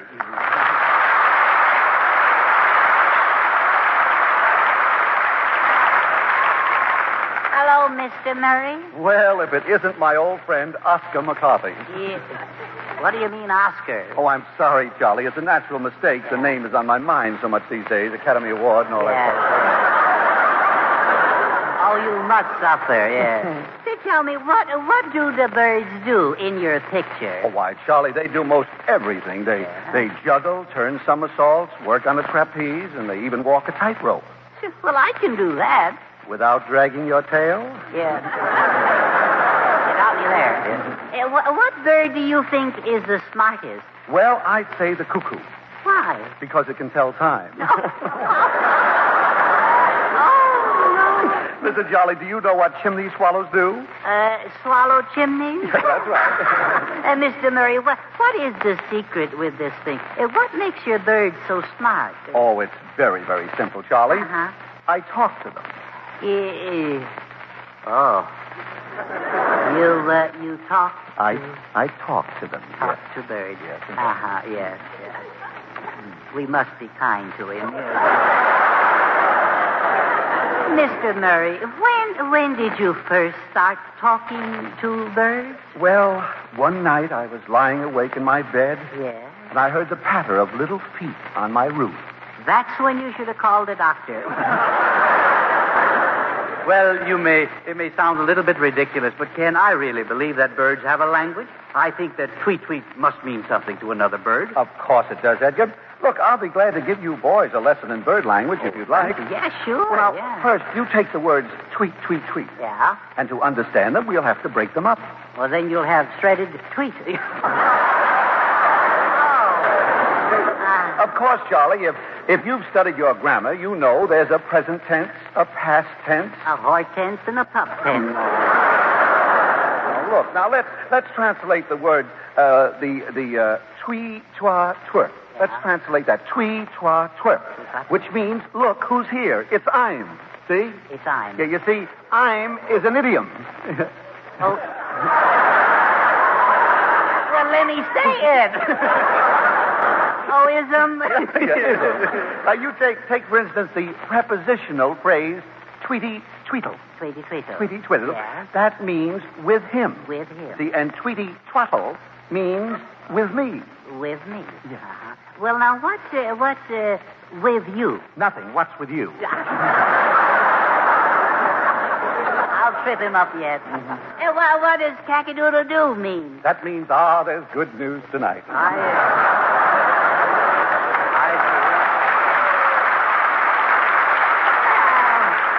Very interesting. You know, I'd like to work with you in your next picture. Well, do you have any birds? No, not birds. But after talking with you, I got bats in my belfry. No, Charlie. Talking to birds really isn't that bad. No. Look at me. Look at me. It hasn't affected me any. Oh, except with maybe I have a little trouble. I can't sleep at night. Uh-huh. You can't sleep. I can't sleep. No. Insomnia? No, I keep falling out of my tree. Now, but all kidding aside, if you can use a clever little fellow in your next picture... As a matter of fact, Charlie, you are just the person I'm looking for. Oh, good. It's a good part, though. I don't want to... it is. It's a marvelous part. Good. You play a daring hero, see? Yeah. In a chase scene. That's what I want. And single-handed, you fight 300 birds. I'll take it. What are they, lovebirds? No, these are woodpeckers.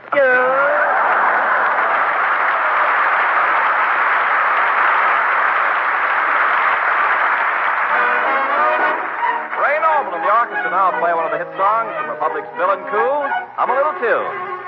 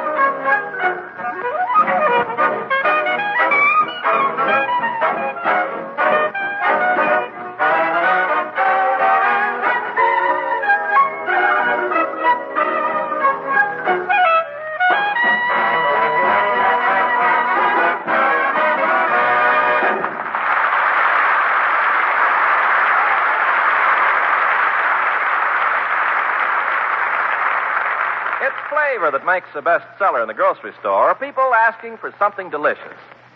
That's what makes Tenderleaf tea balls best sellers all over the country. The delicious flavor of the tea they make brings everybody back for more.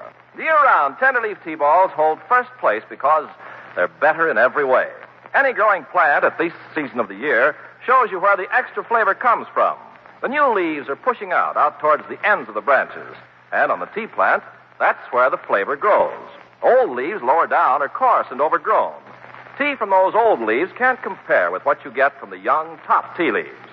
And Tenderleaf tea balls present that richer flavor at its ideal best, filtered perfectly clear. The filter paper packets are absolutely tasteless. They leave nothing but pleasure in your cup. Ask your grocer tomorrow for Tenderleaf brand tea balls.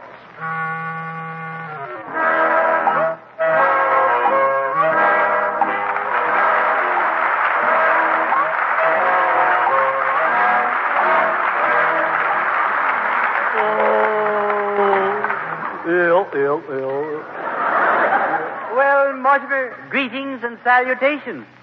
Oh, I hardly think so. You hardly think what? I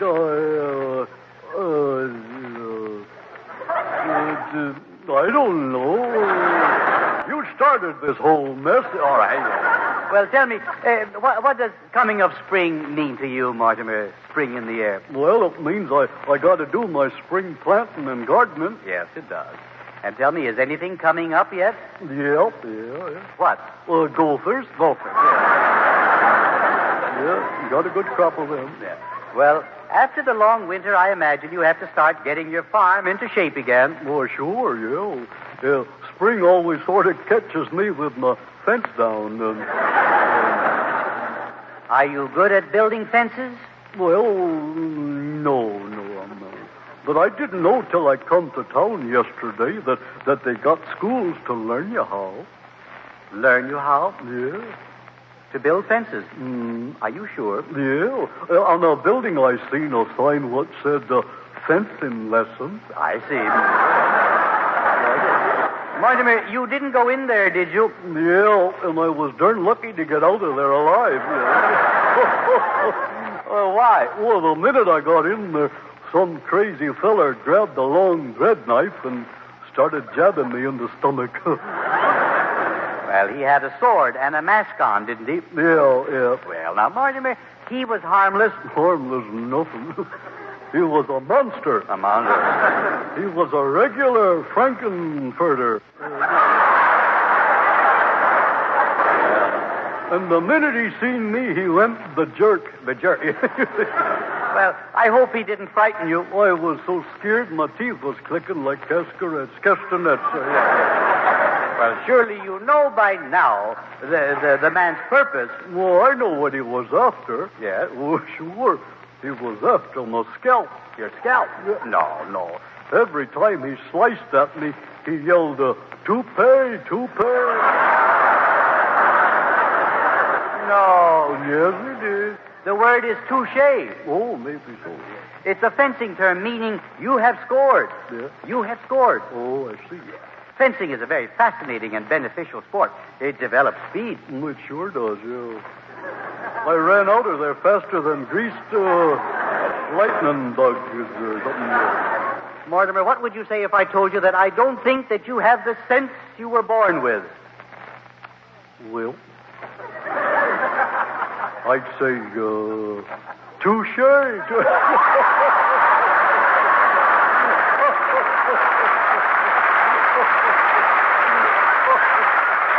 Well, that's very good.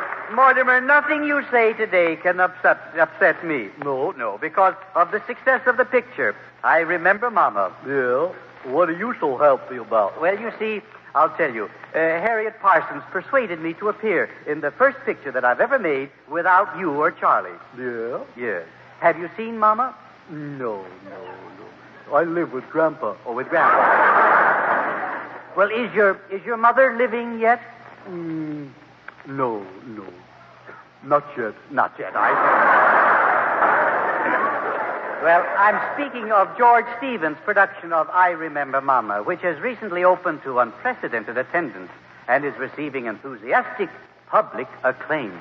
No, yeah. Maybe they can fix it up. Well, they don't have to. No. Hello, Edgar. Well, Barbara Bell Geddes and Rudy Vallee.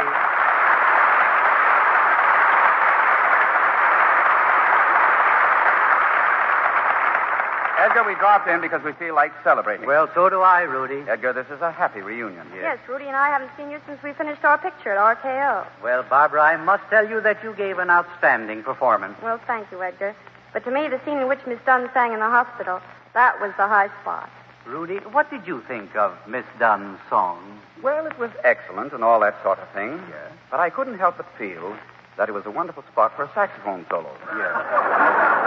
Of course, I'd never suggested. No. No. But I thought it was rather cute the way you brought your saxophone to the studio every day. They never did use your saxophone, did they, Rudy? Only to put cigarette butts in. But if you want a frank opinion, ask a child. Charlie, what did you think of our picture? I remember Vallee. I remember Vallee, oh. Well, would you really like my opinion of Vallee as an actor? Yes, but be careful. You're speaking of the man I love. Charlie, weren't you proud of Edgar's acting? He was so funny I had to hold my sides. Well, with me, it was the nose. All right. Aren't we apt to be carried away with our own performances? I think so. Let's not forget what Irene Dunn did. Well, all right, what did she all done do? Why, she played the part of Mama, the most important part in the picture. Oh, it's always Mama, Mama. Nobody ever does anything about Papa. Someone ought to make a picture about Papa. What would they call it? I Can't Get the Old Man Off My Mind? Or Looking Through the Knothole in Father's Wooden Leg? Either that or Sure Mama's okay, but what's Papa? Chopped liver? No. And Barbara can do the narration again. Atmosphere, please.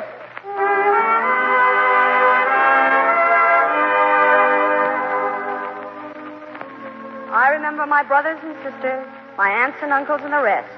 But best of all, I remember Papa. Now let me see. What was his name? Oh, yes, Papa. It was Saturday night, and we were sitting around the dining room table waiting for Papa to come home with his pay envelope. Oh, yes. Oh. Greetings, my little loved ones, and all that sort of paternal rubbish, you know. Well, are you glad to see me? Yes, we are, Pater, if you have the pay envelope. Papa, could I have a dime for some candy down at the store? No, Anita, we can't afford it. But every time I think of it, it makes my mouth water. Well, I'll give you a penny, and you can go buy yourself a blotter. Good old Papa. Good old Papa. Papa, when are you going to get me that celluloid dresser set in the drugstore window? Well, perhaps we can get it for you tonight, if it's foggy. You know, I got a swell new glass cutter. Charlie, what do you say? When it comes to anything dishonest, I put my foot down. You don't have to put it down on the cat. Oh, really, I'm awfully sorry. I thought it was one of you children. No. Oh, come in. Hello, I'm from the royal family. Oh, I say, the king? Well, no, but royal puddings are desserts fit for a king. Yeah. Well, do tell us all about it, your royal pudding, chef. Very well. As mealtime approaches, everybody agrees on this for the family theme song. Royal pudding. Rich with flavor.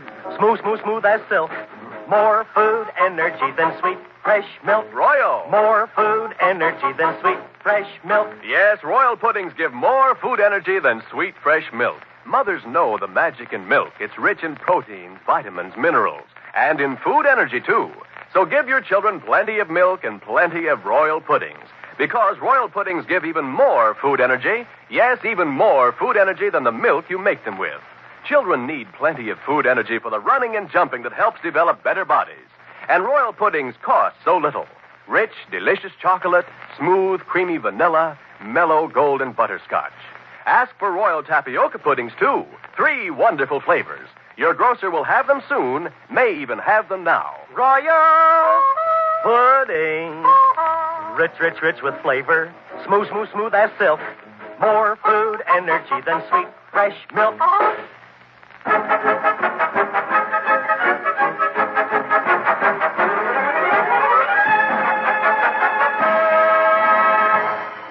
sounds simply delicious. We'll take one package of each flavor. Thank you very much. Ah, good old Papa.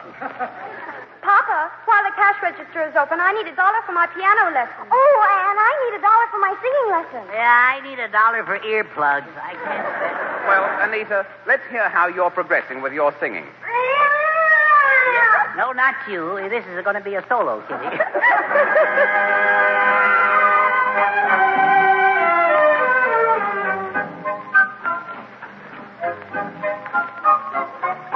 You're too dangerous, Sherry, too dangerous for me. I know I can't resist you. You're too wonderful, Sherry. What will become of me? Will I regret I kissed you? You're too glamorous, Sherry, so amorous, Sherry, so thrilling in my arms. I know it's foolish to love you so much, but I forget to be smart when you touch me. My heart tells me to beware, you're dangerous, Sherry, but I don't care. You're too dangerous,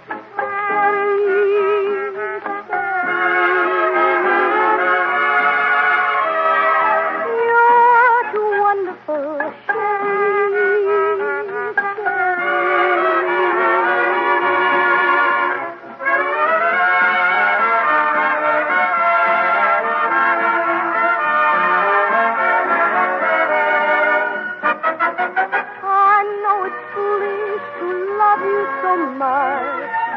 but I forget to be smart when you touch me.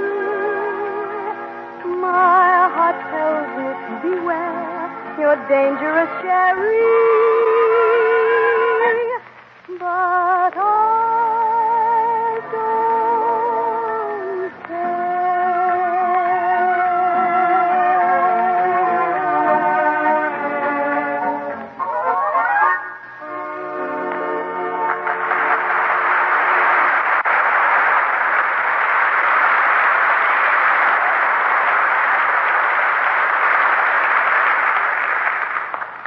And then I remember our delinquent boarder, Mr. Hyde, and the delightful way the Papa used to greet him when he entered the room.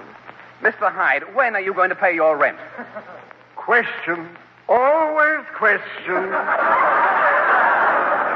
Sire, don't you know that someday people will point to this house and say, it was here that Mr. Hyde used to live? Yeah, well, if you don't pay your rent tonight, they'll say it tomorrow. Hey, if you're such a great actor, why don't you ever work in the movies? My voice is too strong for the microphone. So? So I'm waiting for silent pictures to come back. There's a new one for you. Oh, you're a wonderful actor. Won't you read something to us? Oh, gladly. Come with me to me poet Schnook. And I'll read you something by Edgar Allan Schmoe. Once upon a midnight dreary...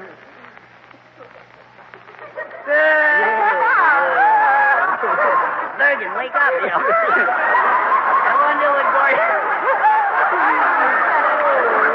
I wonder what Gorgeous George is doing tonight. I wonder what Virgin is doing now. Where was I? Oh, yeah. Where was I? Quoth the raven nevermore. Here's your hat and there's the door. But you forgot the part about the rapping, tapping at the chamber door. There it is now. Come in, Raven. Why, it's Mr. Thorkelson, my undertaker friend. Yeah, that's who it is, yes. I just dropped in to yabber a little with you, Barbara, my sweet petite. Oh. I'm so glad to see you, Peter. No, thank you. Let's go over in the corner where we can be alone. Can I watch? Well, Charlie, here's the dime. Go get yourself some jelly beans. Thank you, Peter. It works every time. Oh, Peter, it's so nice of you to call. Have you missed me? Yeah, sure. And I want you to know that I love you. Would your papa object to my suit? Oh, no. He wears one almost as bad. But I want to talk to your parents about is getting married. But they're already married. No. What I mean is about us getting married. I've always wanted to be a papa and have 3 children. Boys or girls? One of each. Oh, Papa, we're going to get married. Oh, how perfectly worthless. Now I can rent out your room. And, my dear, here's a little money for your dowry. Good old Papa. I'll always remember Papa. Oh, help, get a doctor, Oh, doctor. Charlie, what's the matter? What's the matter? I swallowed a dime Mr. Torkelson gave me. Oh, you're always so careless with your money. Yeah. Did I hear someone calling for a doctor? Yes, we did. Well, I'm Dr. Vallee. Oh, Doctor, we do need your help. Yes, I don't blame you. Poor fellow, I can see you haven't long to live. No, but, Doctor, I'm not the patient, you see. I'm not the patient. I'm the patient. I swallowed a dime, and the man at the candy store said it was counterfeit. Well, then there's only one thing to do. What's that? Get the lead out. I ain't gonna let you do it, doctor. What have you got to lose? Just my life, that's all. Well, what do you suggest? How about another doctor? No. Now, hold still. Let me examine you. Yeah. Your dime is my dime. No. Would you mind singing something else? Not at all. I'll put you under some 4-leaf clover. Oh, no. Before I operate, perhaps I should consult an X-ray specialist.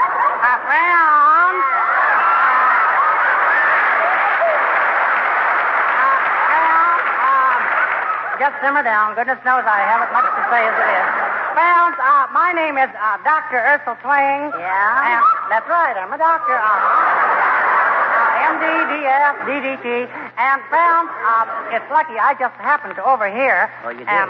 Well, I didn't exactly overhear either because I was over there when I heard it. But, then you eavesdropped, didn't you? Well, Doctor, we're trying to locate a dime. Well, I see you have your glasses. If you call me all the way over here to bum 10 cents, you're just sadly mistaken. That's all I can say. No. This young man swallowed it. Oh, he did? Oh, goody, finders, keepers. No. Remember, he's my patient, so there'll be no fee splitting. This may call for an operation. Well, it may call for it, but it won't get it because I do not operate. You don't, good. No, I just take X-ray pictures. Well, that's just what we want. An X-ray picture of this young man. I don't feel like posing today. My hair is a mess. Well, so is mine for that matter. But in what region would you like an X-ray shot? The lobar, lumbar, the calf bar? No, we want a picture of my stomach. You can call it what you want. Well, your stomach, you mean? Oh, that's a pot shot. Pot shot.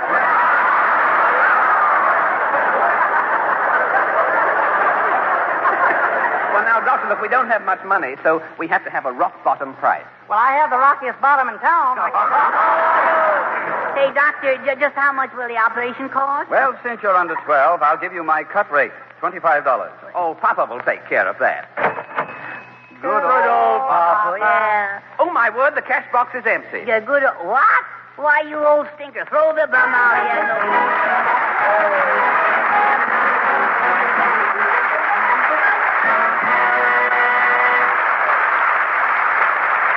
Edgar and Charlie will be back in just a moment. The success of every meal depends on the flavor of our food, so this is mighty important. The perfect companion for all other fine foods and a big treat in its own right is delicious, flavorful Tenderleaf tea. It's the year-round, all-purpose beverage.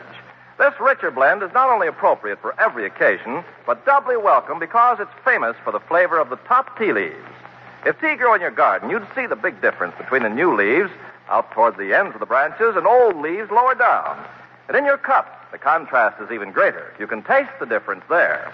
So get the blend that gives you the flavor of the small, young top tea leaves. Get Tenderleaf brand tea. It's packed in convenient-sized packages and in best-selling Tenderleaf tea balls, 8, 16, 48, and 100 to the box. Ask your grocer for Tenderleaf brand tea.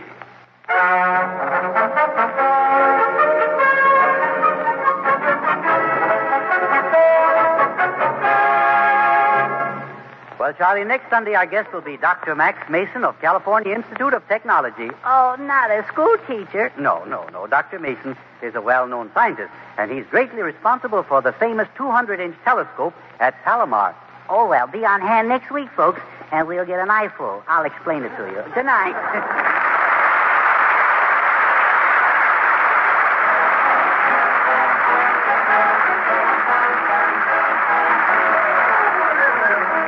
when you're buying groceries, ask for tenderleaf tea and royal pudding. This is Ken Carpenter speaking to you from Fullerton, California.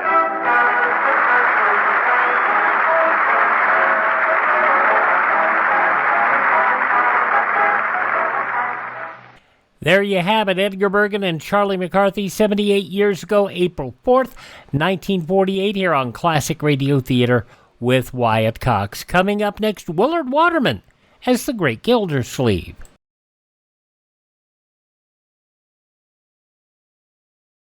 Civil defense is common sense. This is Fred McMurray. Home shelters can be built for as little as $100. Simple plans for building inexpensive home shelters are available free from your civil defense office. Ask for a copy of the Family Fallout Shelter booklet. Harold Perry was on the Fibber, McGee, and Molly program as the Great Gildersleeve, and it was so successful and his character was so powerful that it got spun off into its own program. Perry, thinking that he was, it was Gildersleeve, signed with CBS, and thinking that Kraft would follow him. Well, they didn't. So he went over there and did a one-season show called The Harold Perry Show that was basically a clone, and not a very good one, of The Great Gildersleeve. And Kraft and NBC hired Willard Waterman to take his place, and a lot of people couldn't tell the difference. Here you hear The Great Gildersleeve starring Willard Waterman, April 4th, 1951, 78 years ago.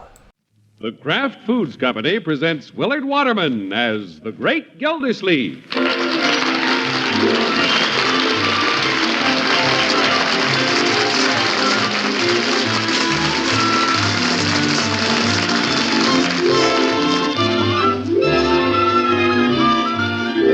The Great Gildersleeve is brought to you each week by the Kraft Foods Company. On your mark, get set, go! Time's running out in Parquet Margarine's great $83,500 Name the Twins contests. Still time left, though, for you to win one of those glamorous Ford Victorias or one of 1,150 other prizes. Tonight will be our last chance to give full contest details on this program, so have paper and pencil ready for our next announcement. Listen, too, for the names of second week's winners at the close of tonight's broadcast. This great contest and tonight's Great Gildersleeve program are brought to you by Parquet Margarine, the margarine that tastes so good because it's always fresh. Try it. You'll love it. Parkay, Parquet Margarine made by Kraft.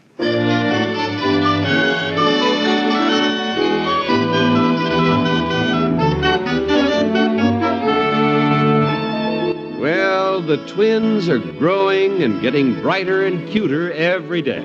And the Great Gildersleeve is finding that with the babies around, it's pretty hard to get away from the house in the morning. You better let me take them now, Unky. No, let me hold the little rascals for a minute. You and Bertie get to have them all day. Yeah, listen to them. Happy as can be.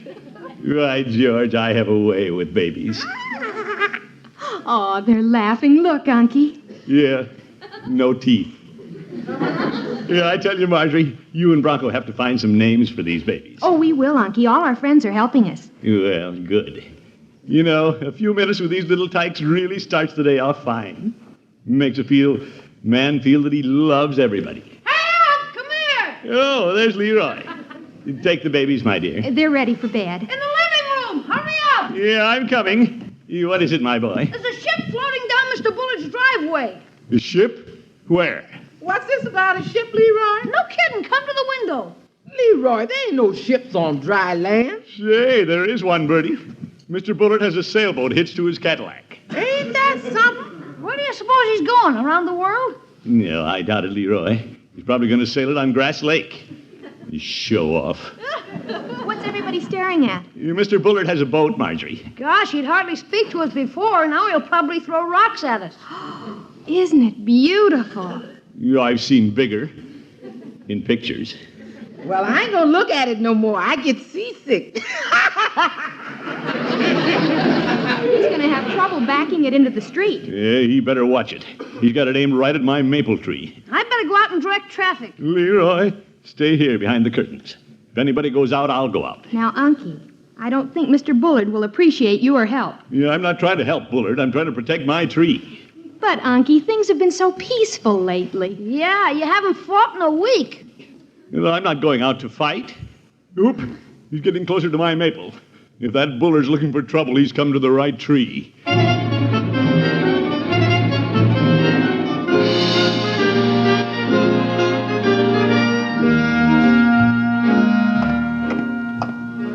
Well, Marjorie's right. There's no use antagonizing Bullard just because he doesn't know how to back out his boat. I'll be just diplomatic and tell him how to do it. Good morning, Mr. Bullard.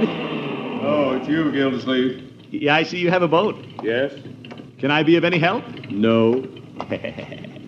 Well, didn't think you could see all the way back to the end of the boat? I'll manage, thank you.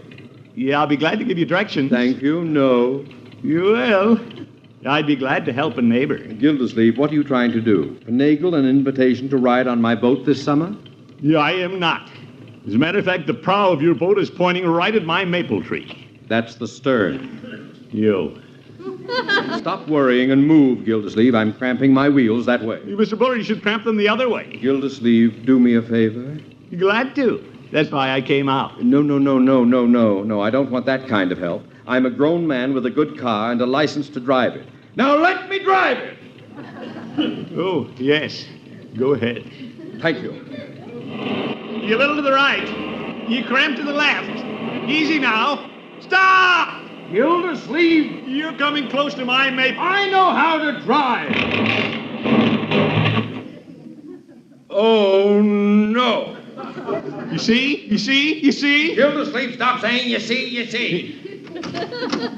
You backed into my tree. It's all your fault. It's all your fault. Why did you plant the tree so close to the curb? Yofer. Look at this, Bullard. You broke off a limb. I did? Where? There. Sticking up through the bottom of your boat. Gildersleeve, you nincompoop!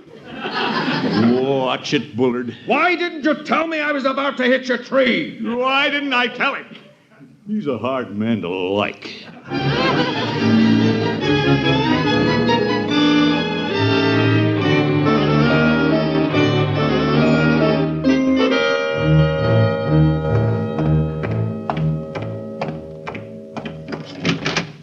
Hi, Commish. Good morning, Floyd. What'll it be? Shave, shampoo, haircut? Well, I need something. Just had another brush with that snooty Rumson Bullard. Ooh, what a neighbor. Well, it takes all kinds of people to make a world, as they say. Well, you can make a world without that kind. Him and his big cars and his sailboat. I'm all through with him, Floyd. This is the end. Sure. Why don't you climb up in the chair and forget it? Well, the shave might relax me. You wait till I hang up my hat. Sure. Get under a hot towel and let little Floydy Munson steam your cares away. Good morning, Munson. Oh, hello, Mr. Bullard. Oop. Bullard. Give me a shave, Munson. I'm in a hurry. Yofer. He's got my seat. Floyd! Yeah, Commish? Yeah, I'm first, you know. Well, Who's first? Oh, is that you back there, Gildersleeve? I thought it was Munson's pot-bellied stove. Now, see here, Bullard. Get out of that chair. I will not. If this is your chair, why weren't you in it? Because you beat me to it. Bullard, don't laugh up your French cuffs at me. You called me a nincompoop this morning.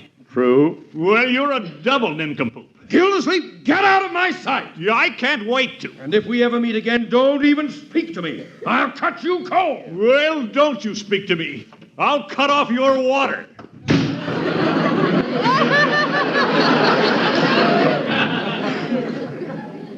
You and him don't see eye to eye, do you, Mr. Bullard? That, Munson, is the understatement of the year. He started my day off this morning by poking a hole in my boat with his maple tree. No kidding. That was only the beginning of a miserable day. When I got my boat to the lake, I found the property I had to cross was fenced and posted. Well, if you want to cut the fence, I got a pair of hedge clippers at home. Munson, you have to handle these things legally or you get sued. Oh. My lawyer is tracing the owner of the property now. Well, you got Judge Hooker working, huh? Yes, the judge is getting permission to cross. Oh. And I have to have it if I expect to spend the summer on my boat. Morning, Floyd. Oh, hiya, Judge. Come on in. Is that my client you have in the chair? Judge, did you get the easement? No, Rumson, but I found out who's in charge of the property. Good. We won't have any trouble getting the boat down to the water, will we? None whatsoever. All you have to do to get your boat in the water is to see the water commissioner.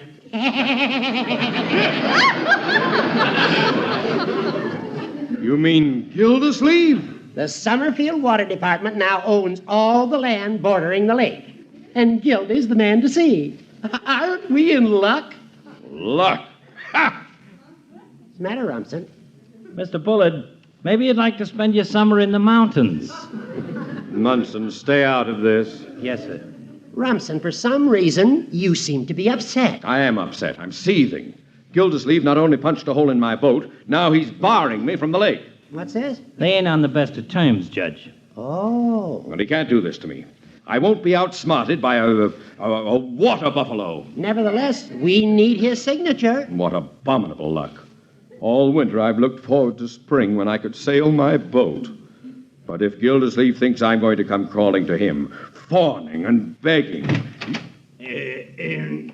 I forgot my hat. Hello, Gildy. Hi, Commish. Good morning, Judge. See you later, Floyd. Oh, Gildersleeve. We're not speaking, Mr. Bullard. Remember? Forgive me, Gildersleeve. I'm a bad-tempered man. You should hate me. He does. Floyd. Gildersleeve, we've had our little differences from time to time, and it's been my fault. I've been a bad neighbor. Bullard, what are you up to? Gildy, it's about... Judge. Commish, you know Bullard's boat, which you knocked a hole in? Yeah, I did not. Of course he didn't. It was all my fault. What's that? I carelessly backed my boat into your maple tree. A stupid thing to do. Well... I'd like to buy you another tree. A golden spruce. You would?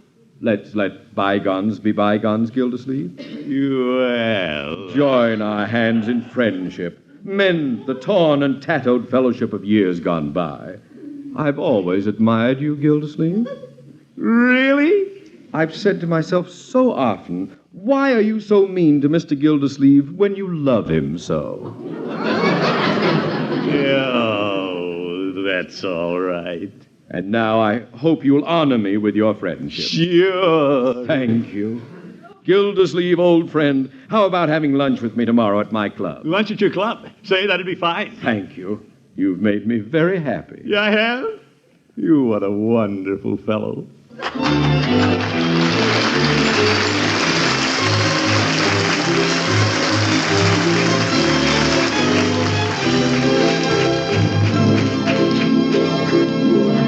The Great Gildersleeve will return after this important announcement.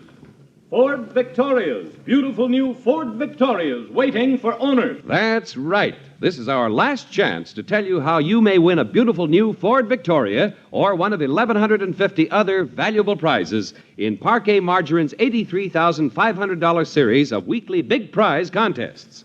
Prizes. Just listen to these prizes. Each week for 5 weeks, Parquet is awarding 4 beautiful new Ford Victorias, 10 General Electric portable dishwashers, 20 General Electric triple whip mixers, 100 crisp new $20 bills, 100 crisp new $10 bills. Here's how you enter. Think of names for Margie and Bronco's twins. One's a boy, one's a girl. Get an entry blank from your grocer. It will tell you how prize-winning entries are judged. Or use plain paper. Send your names for the twins, your own name and address, and your grocer's name and address to Parquet Margarine, Box 6799, Chicago 77, Illinois. With each entry, enclose the red end flap from a package of Parquet margarine. And remember, first prize winners whose entries were accompanied by 2 red end flaps instead of 1 are entitled to a $5 to $100 bonus in addition to a Ford Victoria. This week's contest ends at midnight this Saturday. The 5th and final contest ends at midnight April 14th. Enter both contests as often as you like. Remember the address, Parquet Margarine, Box 6799, Chicago 77, Illinois. Why shouldn't you win one of those Ford Victorias? Mail your entry tomorrow.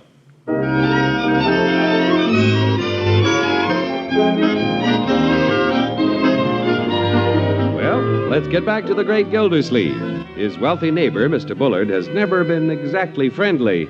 But since he bought a sailing boat and discovered he couldn't get it on the lake without a permit from the water commissioner, things have changed. Are my shoes shine, Leroy? Yeah, here they are, Unc. Yeah, thank you. And here you are, my boy. A quarter? Gosh, thanks. I usually get only 15 cents. Well, Leroy, I doubt if they'd let a man in Bullard's club with a 15-cent shine. It's pretty snooty, all right. Why is Mr. Bullard inviting you, Unc? Well, because he liked me, Leroy. Leroy, he does. He said some very complimentary things about me. Yeah, I know. What is a nincompoop? That sort of talk is a thing of the past. Oop, wonder who's at the door. I'll get it! Never mind, Bertie, I'll get it. Good morning, Gildersleeve. Well, good morning, Mr. Bullard. Come in, come in. Thank you. Yeah, I'm delighted to see you, Mr. Bullard. Why don't you call me Rumson? Oh, for corn's sake. Rumson? Oh, no need for us to be formal when we're such close friends. Yeah, you're right. Rumson, close friend. This is sickening. I liked it better when they were fighting. Well, Leroy, you're growing into a more handsome young man every day. Are you kidding?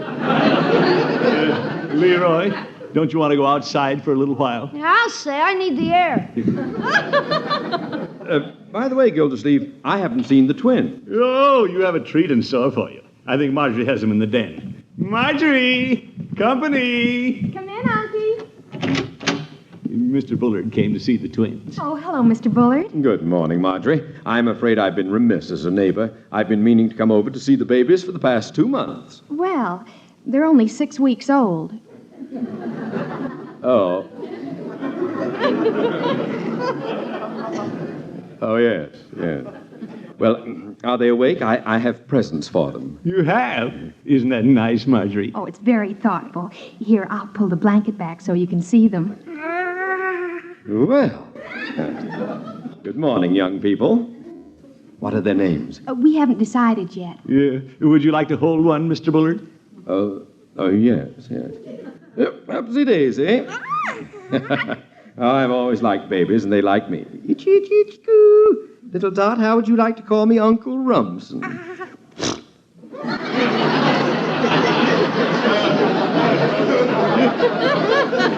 Baby, watch it. Babies are fascinating, aren't they? I'd better take her, Mr. Bullard. Yes, perhaps you'd better. Oh, I mustn't forget their presents. I bought each of them silver spoons. That's awfully nice of you, Mr. Bullard. Oh, you shouldn't have done it. Well, I think every baby should have a silver spoon. Here you are, babies. A spoon for you and one for you. Oh, what did I do? That's their way of thanking you, Mr. Bullard. They're a little fussy. I really should get them to sleep. Well, if they don't like silver, perhaps they'll like gold. Here, would Baby like to see Uncle Rumson's what? I don't think I shall get too close to them. They might grab it. Oh, nonsense.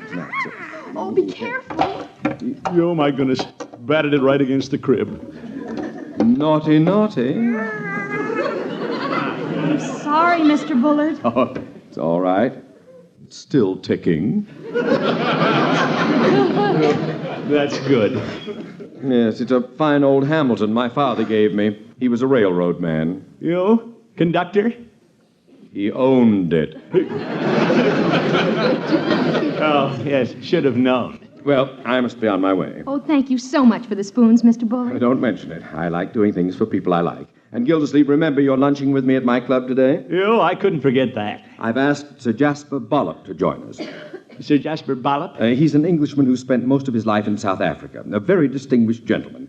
And since you're our distinguished water commissioner, I thought you two should know each other. Well, lunching with an Englishman. Right, George, this is wonderful.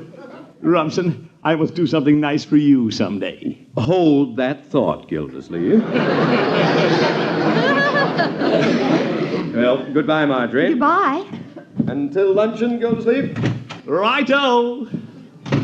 Marjorie, where's my hat? Where are you going, Unky? Down to Peavy's. I want to get some expensive cigars before the luncheon. I'm through smoking these cheap cigars.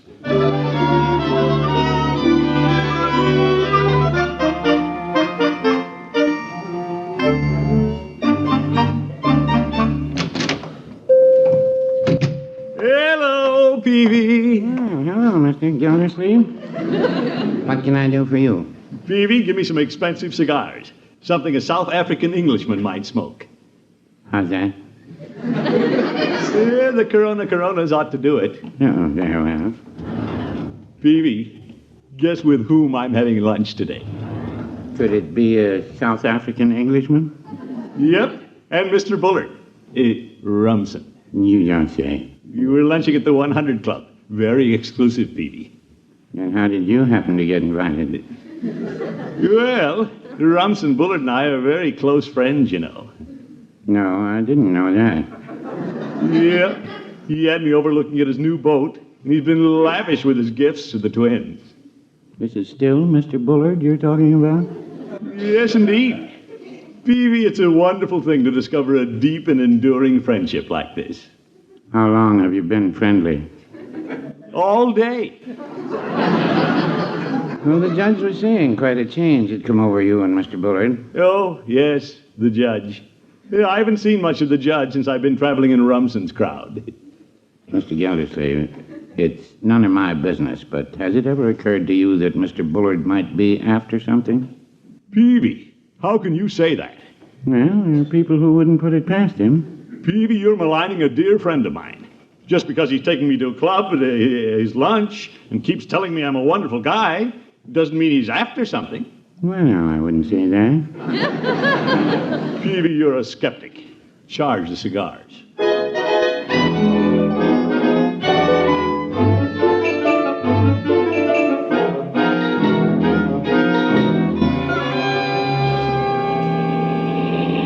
Yeah, I wonder if I should have come to Bullard's Club in my old car. Oh, well, there's the parking place between those two limousines, right in front of the canopy. No, better not park here. The doorman's giving me a dirty look. I better go around the corner and park. Gildersleeve! Oh, Gildersleeve! You right? Oh, Bullard. Yes, park the thing right there. It's all right. Is it all right with him, too? The doorman? Of course. Well, just as you say. Oh, let me help you out, Gildersleeve. Yeah, thank you. You didn't have to wait outside the club for me, Rumson. I wanted to be sure you got in, Gildersleeve. Follow me. Yeah, thank you. Say, a lot of steps. Reminds me of the museum.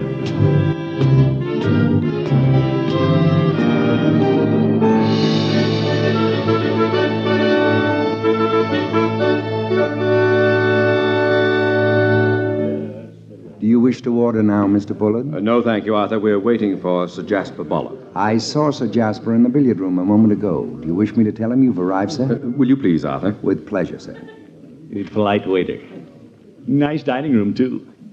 How high is the ceiling, Rumson? Oh, approximately 2 stories. Ah, there's Sir Jasper at the door. Is that him? He? Yes.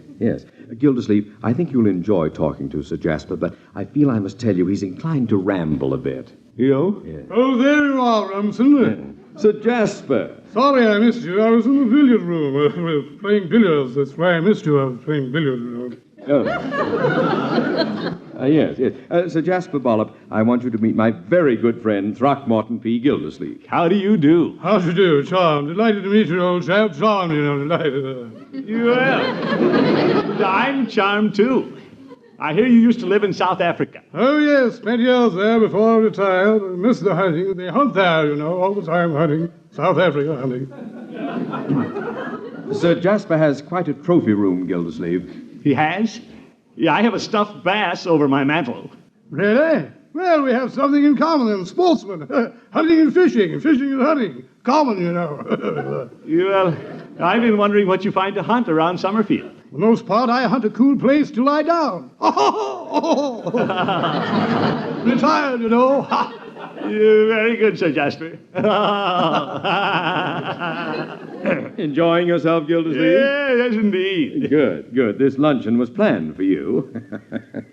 Well, shall we study the menu? Yeah, good idea. Very good idea. Start with the gimlet. Let me see.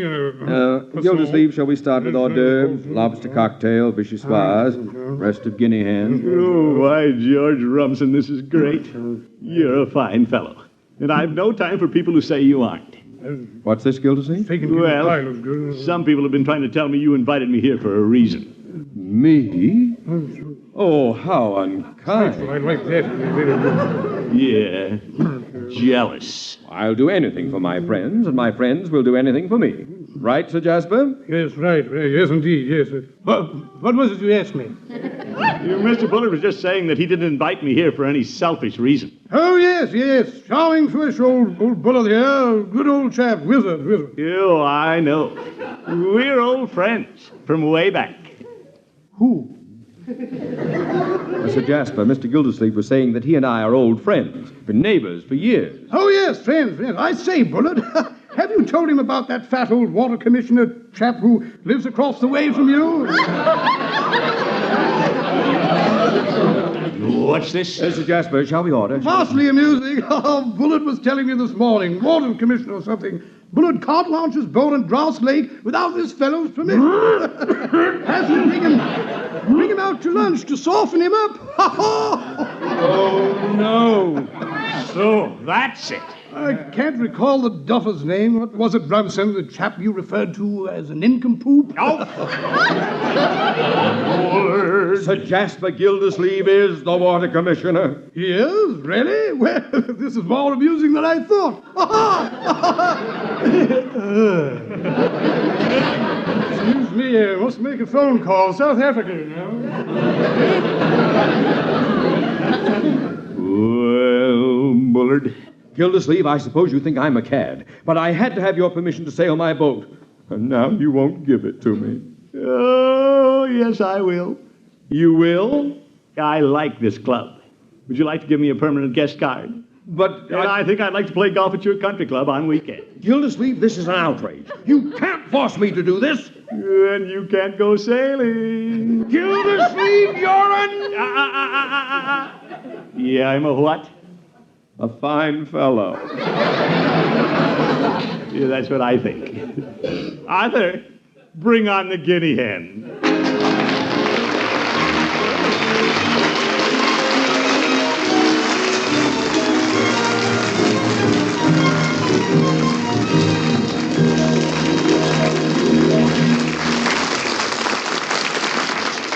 The Great Gildersleeve will be right back. Now, here are the second week's winners in Parquet Margarine's Name the Twins contest. For entries submitted before midnight, March 24th, brand new Ford Victorias go to... Mrs. Ann J. Frimmer, Upper Montclair, New Jersey. Mrs. George H. McEmaw, Sheffield, Alabama. Michael A. Follis, Chicago, Illinois. A bonus winner. Anona A. Bartlett, Barry, Vermont. Also a bonus winner. Winners of other prizes will be notified by mail. Winners of Ford Victorias in remaining contests will be announced at the close of this program for the next 3 weeks. Fourth week's contest closes at midnight this Saturday. Fifth and final week's contest ends at midnight April 14th. Entries must include your names for the twins, your own name and address, and the red end flap from a package of Parquet margarine. 2 red end flaps if you want to try for a $500 bonus as well as a first prize. Send entries to Parquet Margarine, Box 6799, Chicago 77, Illinois. Hurry! Your names for the twins may win you a brand new Ford Victoria.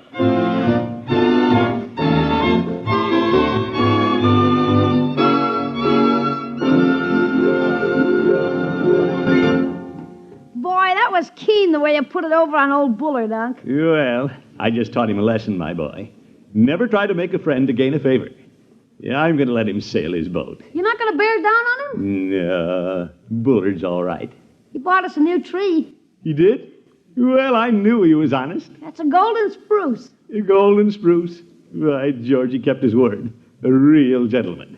Must have taken a big truck to deliver a tree. What do you mean, a truck? The mailman brought it. Hey. The mailman? Yeah, it's 6 inches high. Yoper. Snookered again. Good night, folks.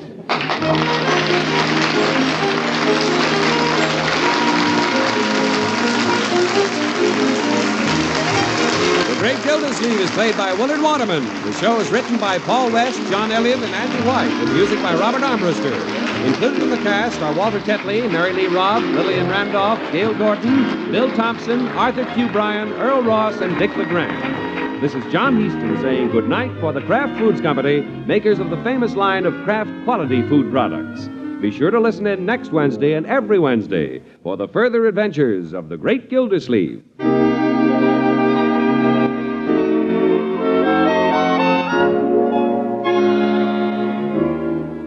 Here's a thrifty secret for making economy meals come to life. Next time you serve cold meat, sandwiches, or leftovers, don't forget the mustard. For when you add a little mustard, you add a lot of tang. Every bite tastes better. And the mustard to add is Kraft's prepared mustard. There are two kinds, you know. Kraft salad mustard, mild and delicately spiced, and Kraft mustard with snappy horseradish added. Have both on hand for different tastes, different uses. And remember, when you add a little mustard, you add a lot of tang. Get Kraft prepared mustard. Hear the Falcon every Sunday over this station. Check your newspaper for time of broadcast and listen next Sunday as the Falcon solves the case of the carved ham.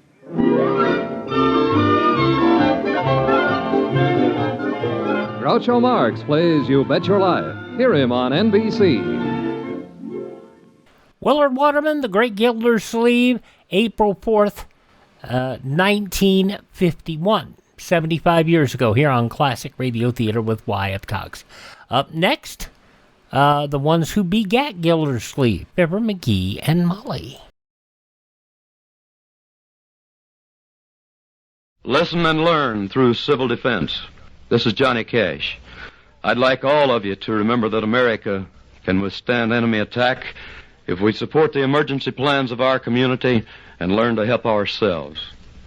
Make sure you're prepared. Contact your local civil defense office today. All right, we wrap up this Saturday edition of Classic Radio Theater with Wyatt Cox with an episode of Fibber McGee and Molly. This goes back 71 years, April 4th, 1955. Where in the world did Fibber put his raincoat? It's time for Fibber McGee and Molly.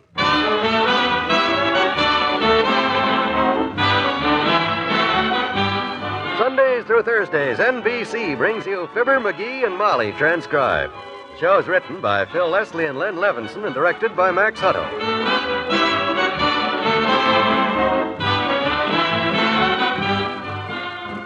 Before our story, here are Fibber and Molly with a word for you. I saw that new neighbor of ours down at the grocery store today, Molly. You mean the young mother across the way? The one with the 3 children? The very same. Boy, you should have seen her buying up the place. Really? Baby food, cereals, 4 quarts of milk. Says she shops that way every day. Well, I shouldn't wonder. With 3 growing youngsters, the food and clothing bills get bigger right along with them. And so does a mother's responsibilities, too. I guess that's why so many dads are making sure their wives will have extra money during those budget-busting years through a Prudential Family Income Plan. You see, friends, if anything happens to you, the Family Income Plan will pay your family an income every month while the kids are growing up, money they'll need for food, clothing, and schooling. And because it provides this helping hand to you mothers only during your youngsters' tot to teenage years, it costs amazingly little. You can take it from us. If you've got growing children, it's time you called your Prudential agent about a family income plan for your family. You couldn't make a wiser move.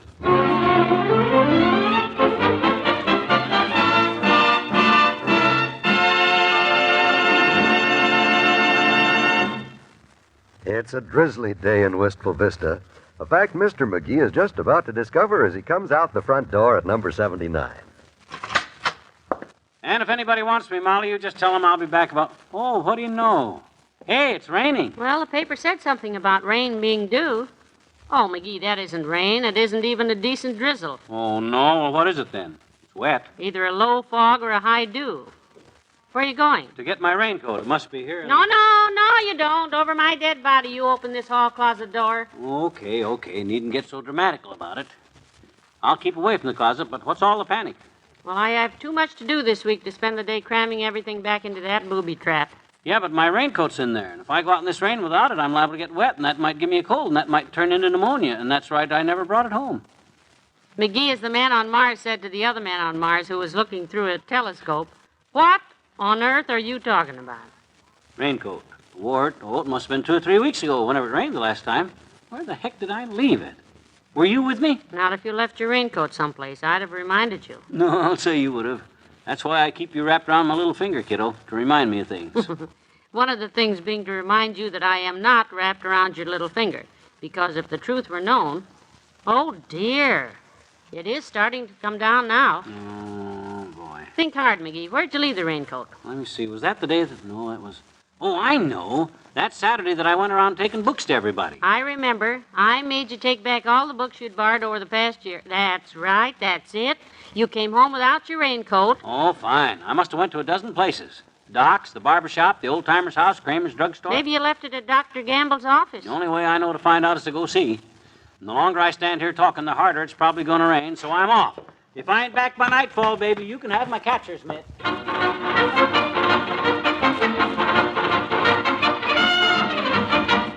And your nurse was out to lunch or something, Doc, so I just barged right in. Hi. Hi. What's with you, Tom? Tom? Yeah, he was the fun-loving rover boy. Oh. Well, with me, George, is a search for my missing raincoat. I thought I might have left it here the last time I was over here when it was raining and cleared up after I got here if I wore it that time. I won't even try to clear up that sinful syntax. Let's just take a look in the closet where Miss Ogilvy keeps the stuff my forgetful visitors leave behind. It's over here. You mean you got a regular lost and found department? Take a look. Holy smoke. Hats, purses, coaster wagon. Whole shelf full of galoshes. And umbrellas, canes, sack of key-fover buttons. No raincoat, though. No, but look at this. Pair of old hip boots. Boy, whoever wore them had mighty high hips and... Hey, wait a minute. I thought you'd recognize them. And I'll thank you to get those long-handled overshoes out of here, my boy. Now. Now? Gee whiz, I can't lug them things all over town now. I'm looking for my raincoat. Well, stop looking and put these things on. If it starts raining real hard, you can pull them up and tuck your head in the top. Here, take them or I'm going to start charging you rent. Oh, for the... Okay. But how'd they ever get in here in your closet? 2 years ago. We went on that duck hunting trip up to Lake Whatchamagoochee, remember? Oh, sure. Well, those boots got mixed in with my gear somehow, and... Hey, boy, that was a swell trip, wasn't it? Swell trip my foot. Huh? That was the time I was almost clawed to death in my sleep by a bear. What you mean, bear? That was Charlie Sutherland with that old skin he found. Boy, you woke up screaming and yelling and kicking and calling for help till you drove him off, and then when we told you it was a joke, you... Come to think of it, you were so blame mad we never did tell you, did we? No. Well, it's long enough now, so there ought not to be any hard... No. Put that hammer down, Doc. Oh, Can't you take a joke, especially a joke 3 years old? Boy, you're a poor sport. Come on. Goodbye, Doc. I'll see you up at Lake Whatchamagoochee.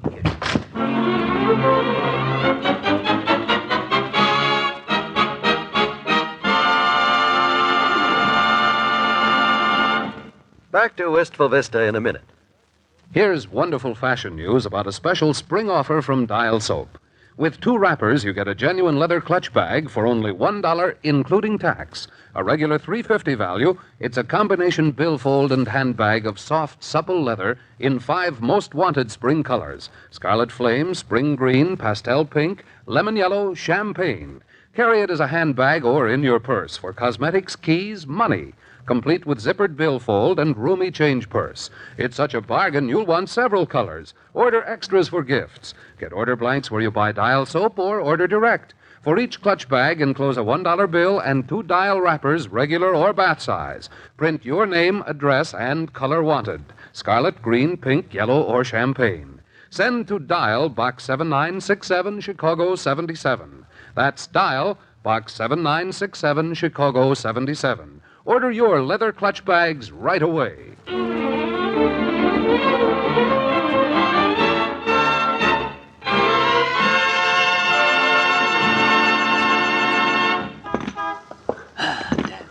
Dad-ratted luck anyhow. Boy, I'm soaked. 6 places so far, no sign of that raincoat, and I don't know whether to go see the old-timer next or... I better phone Molly, I guess. Keep it dry here in the phone booth anyhow. Sure picked a heck of a day not to have my raincoat. 79 Wistful Vista, Molly McGee speaking. Molly McGee, this is your secret pal. Hello, secret pal. When you coming home? As soon as I find that darn raincoat of mine. Oh, dear. You've been gone 3 hours. It's been a very interesting 3 hours, too. I picked up my waders at Doc Gamble's. Oh? I asked at Kramer's drugstore, but the raincoats they got hanging in the back room ain't worth even trying on. That's why they're hanging there. Where else did you ask? Well, I dropped in at the Toopses, which was a mistake. Why? Mabel Toops remembered them damson plums you gave her last fall and insisted on me taking back the empty mason jars. Oh, dear, sounds like you're loaded down. That's not all. I was passing the Ginnigers, and he insisted on returning the lawnmower. Oh, what a time. McGee, our lawnmower's in the cellar. I saw it yesterday. It is? Well, then how come... Oh, I know. I borrowed this one from Herb Travis when ours was being fixed. Well, you better return it to him. He's liable to get mad. No, he's got my stepladder. If I give him his mower, he'll give me my ladder, and I'll be worse off. Gun it, I never knew locating a raincoat could be so complicated. Do you mean you're carrying boots, mason jars, and a lawnmower? No, I'm pushing the lawnmower. It's this big feather-trimmed bridge lamp that's so hard to carry. That thing's unhandy. Bridge lamp? Where in the world? Oh, I went in the barber shop to see if I left the raincoat there, and here was this fresh, brand-new punch board, see? A dime a chance. No. Yeah, I had the rotten luck to punch out on the very first 10-cent punch, the grand prize. Wouldn't they let you leave it there a while? Nah. Them barbers were so dad-ratted mad that there's 3 crew cuts walking around town now that were never ordered. Well, I better get going, Molly. I'll call you later. Goodbye. Goodbye.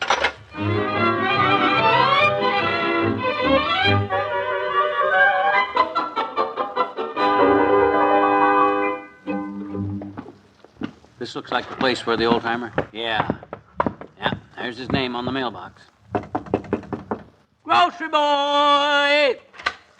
Just bring it in and set 'em on the kitchen sink. Oh, hello there, Johnny. I knew there was something wrong as soon as I saw all that stuff in your arms wasn't groceries. Come in and set yourself in the kitchen sink and drain a while, Johnny. Well, I'm wet enough to do it.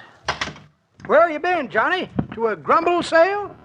That's a cross between a jumble sale and a rummage sale where you come out grumbling, and you go right ahead because if anybody's got a right to grumble, you have with all that junk you bought there. What's the sale for, the church? No, this stuff here is not for... Ladies' club, huh? Them ladies dig up the darndest junk for them jumble sales of theirs. Then they get a good-hearted fellow like you over there and stampede you into spending your good money. It's a dirty shame. That's what it is. If I was you, I'd take the whole mess back there and fling it in their front windy and forget about... Hey, hold it. If you'll just let me shoehorn a word in here. Oh, well, now, excuse me, son. I get such seldom visitors here. I guess I kind of overwhelmed you with my hospitality. Here, have a peanut. No, thanks. Oh, go on. I just cracked it. Fresh. It's good for you. Well, now, what can I get you, Johnny? Name it and it's yours, if I got it, which I doubt it. My turn now? Look, when I stopped in here 2 or 3 weeks ago, did I leave my raincoat here? Oh, so that was you. Well, that jing-ding slicker's had me plumb stumped, Johnny. I'm sure glad to get the mystery solved. Here you are, and you're welcome to it. Don't fit me at all. Thanks. Boy, am I glad to get this thing back. Well, help me get it on, will you? I'll pick up my stuff and What you gonna put it on for? Look out the windy. Huh? What do you mean? Oh, my gosh, the sun's shining. Yep, rain stopped. Clearing up. Yeah. Be kind of silly to lug my raincoat clear across town with the sun shining. I'd feel foolish enough with these hip boots and mason jars and stuff. Yeah, I see what you mean. Besides, all I wanted to do was find out where it is. So now that I know where it is, I'll know where to look for it the next time it rains. I'll just leave it here. It's awful silly carrying a raincoat in the bright sunshine. Yeah. No use you looking silly, Johnny. Watch the bridge lamp. Watch the lawnmower. Watch the front step. I got it. Sure glad to know where that raincoat is. Takes a load off my mind now that I know.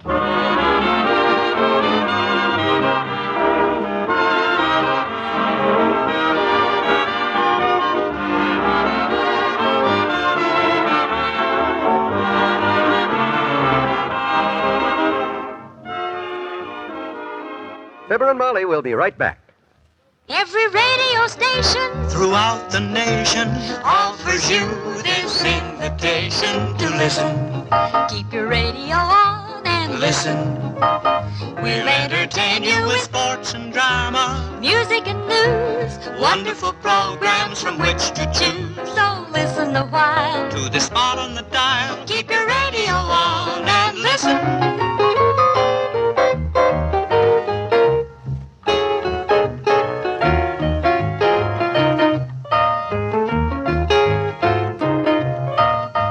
Entertain you with sports and drama, music and news, wonderful programs from which to choose. So listen a while. to the spot on the dial.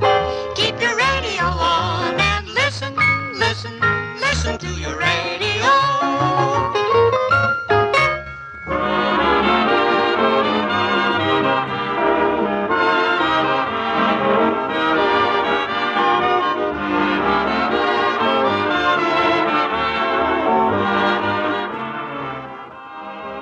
So after you finally located the raincoat, you left it at the old-timer's house anyway. Yep, the sun was shining. Next time it rains, I'll know where to look for it. Sure. Unless, of course, I forget where it is before the next rainfall. Oh, you won't. Hmm?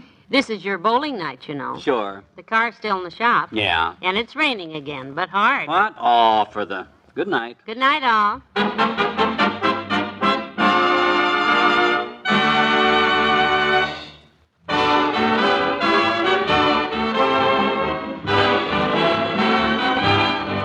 Fibber McGee and Molly is an NBC Radio Network production transcribed with Bill Thompson as the old-timer and Mr. Wimple and Arthur Q. Bryan as Dr. Gamble. This is John Wald asking you to be with us again tomorrow night when Mr. McGee strikes it rich. Uranium? No, better than that. Tune in and see.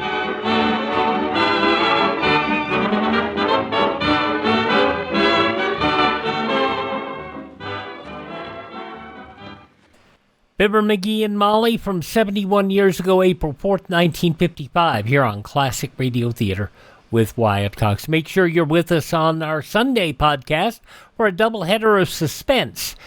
Jack Benny in his first of 4 appearances on Suspense, Murder in G-Flat. Also, an episode from 1955, John Dater narrates the Ray Bradbury classic 0 Hour. And then you'll have the Screen Guild Theater with Robert Young, Anita Louise, and Margaret O'Brien in a wartime melodrama, Journey for Margaret. And Night Watch. Before there was Cops, there was Night Watch from the mean streets of Culver City, California.